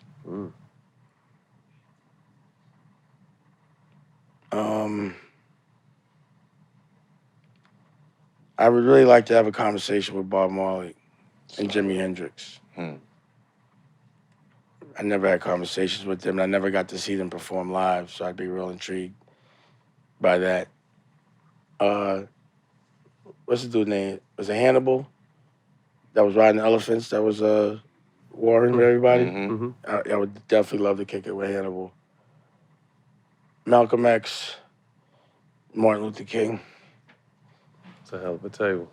We never had King Tut. I want to talk to King Tut. Mm-hmm. Damn it, I need to talk to Alexander the Great. Julius Caesar, I want to talk to him. Here we go. Who would you want to smoke with all them people? All of them? Bob Marley. Bob Marley for sure. If I could, that's it. Bob Marley and Jimi Hendrix, we roll it. He'd be straight. That would be crazy. Even dudes, right? But girls, Janis Joplin. I would love to smoke So with Janis Joplin. it's funny you say that. She's from my hometown, Port Word. Arthur, Texas. Damn Yep. it. Yeah, I fucked with her. She's a rock Janis star. Joplin. And Elvis. I'd be like, yo, I wanna have like a dance off. You stole my shit. But I would want to talk to him because he was cool though, but he was still kind of racist from what I heard. But other than that, you know, Let me ask this question. I want his opinion on this. What was your opinion on Pac?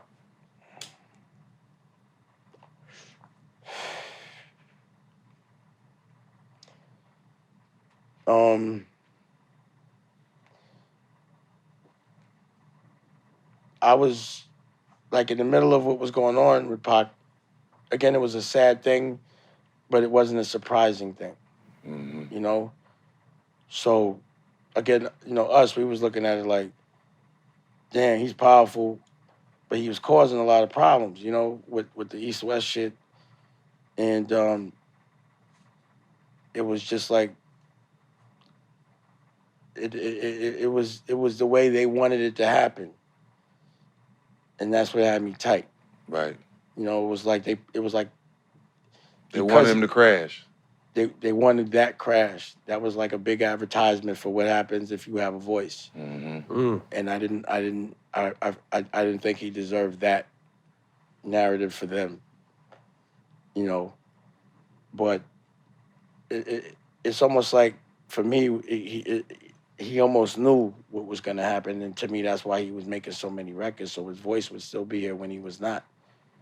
So it was like, to me, he was preparing for that.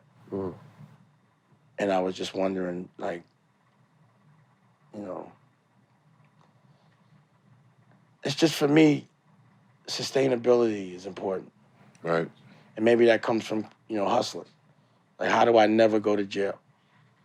And that's what I'm always thinking about. Did you ever listen, sitting in the car and pop in the Tupac tape? I was in the East Coast, and, you know, that's why I'm asking. There was a little friction there. Yeah. But yeah, actually, yeah. Hell yeah. Yeah, we all listen to pop. You know, you can't deny he had some fly shit. Thanks. That shit I really like to know, though, because like I said, that's why I had to ask, the bro. shit turned real, but at the same time, you got to respect motherfuckers' music. Right. Yeah. Yeah. You know, any tragic ending, it's always like the what if. Right. Man. And, you know, people evolve. Like, I'm a completely the same but different person than I was 20 years ago. You know, this is me 20 years later, and I'm lucky enough to have documented every part of my life. And also, so I could see myself at 20, 30, 40, and 50. You know, my photo album is, you know, televised. You know what I mean? At any decade for the last 3 or 4, I'm there. Certain ways. Last question, but before I go to this last question, we got something for you, bro. Can't let you come and leave empty-handed. Oh, nice. We got All the Smoke backpack with some gear. Who made this? This is what's the dude's name? It's a black company that I work with out of North Carolina. Why am I forgetting his name right now? You on your business, I'm high. Blame it on the weed, not my heart. Yeah. And that's our apparel. That's our new All the Smoke store. You can go get it. We got everything, hats, all type of business. You see me with it on, looking fly, but I know it might exactly. not look the same on you as it look on me. I got something to wear this with right now too. Yes, sir. I love when you get something. You be like, oh, I know what that go with. That means it's. I've been looking for this color right here. Shout out to CEO Gear. Thank you. I got some shoes and some gear from him that he blessed me with. So y'all go support that as well. We didn't go to the gallery. Actually, I'll lace y'all up. Yeah, we'll When I come to the oh shit. The okay, refill. that's why I fucks with you. The refill. That's why I fucks with you. Last question, man. Let's go and knock this one out. If you could have a guest on All the Smoke, who would it be? But before you answer your question, you have to help us get your answer on this show. I want you to get Jerry Jones on the show. So you got to help us. I am. I just called him out. Yeah. Yeah, and I got some questions for him too. You're a Cowboys fan. Yeah, Cowboy fan. I got questions for him too. Not a gang. I just want to know why ain't no black owners. That's all. We know why. Nah, I want to know why he justifies it. Mm-hmm. In his mind. You know, I tried to buy the Raiders. And, you know, when they were moving to Vegas, I actually called the president and all that. Called Ray Lewis. We started getting money together. You know, Ray's a powerful guy. Nobody knows what he's doing behind the scenes. I don't even know if I can speak on it, but he be trying to do shit. You know, he tried to buy a team. They wouldn't let him buy it. He had the bread. How could you not let Ray Lewis buy a team? Like, how do you justify that? Like, how you can even think he's not? How could you do that? That's you know, that's crazy. You know, so it's like, I just want to know why, right? I want to be an industry conqueror. I think I've done that, or at least change things, at least change the way we're treated. So, you know, hopefully he hears me. Well, man, we want to thank you for your time. A true legend. One in more this thing, space. HBU. I don't like the way they treat that. Was that the HBCU? I want to say it right. The HBCU. The HBCU. I don't see no more Grambling games. These kids aren't getting covered. Only 1% go to the league. And I want to do something there as well. So stay tuned. Shout out Deion Sanders for what he's doing. Pardon? Deion Sanders, shout out Deion Every Sanders. time I'm hearing that a lot. He's doing big things. But it's just, the thing about me is just when things bother me, I can't just hear all this complaining all the time. Right. And I'm seeing all of us so damaged and bruised behind it. It's like everybody that comes out of a professional league is like kind of fucked up a little bit. For real. And a lot of it is over the trauma that comes with being a professional. Right. And why when your dreams come true for doing something you love, you got to end up damaged. Right. Preach. So we got to change that shit. Yeah. But again, we got to change that shit. They're not going to change it, and talking about it ain't going to do shit. Right. All it does is say, it's just flagrant. To when people recognize your concerns and you give them your boundaries and they still violate, why keep asking? Right. So I just want to give it a try. Ain't nothing mad at that. Well, we appreciate your time, a legend in the space. You're obviously your contributions to society, to our culture in particular, man. It's been incredible, man. And to have you take time to sit down on our show, man, it means a lot to us. Can I ask one question? How strong is the plug at Showtime? Y'all can do whatever y'all want over there? We're doing some things. Pass the plug. Let's talk. I just like, I'm telling you. Let's Y'all talk. y'all should been making moves. Let's talk. We got some things cooking. Y'all killing it right over here. Y'all must be. Yeah, definitely. Yeah, we cooking. We cooking. Y'all We over here cooking. We cooking. Now's the time. But I would love to have your guidance and cook more. I'll tell you. Come on. Well, that's a wrap, man. We want to thank Dame Dash for his time. You can catch this on Showtime Basketball, YouTube, and the iHeart platform, Black Effects. We'll see y'all next week.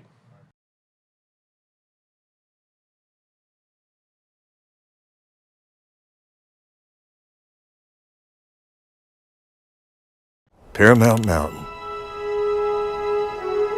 The place where entertainment lives.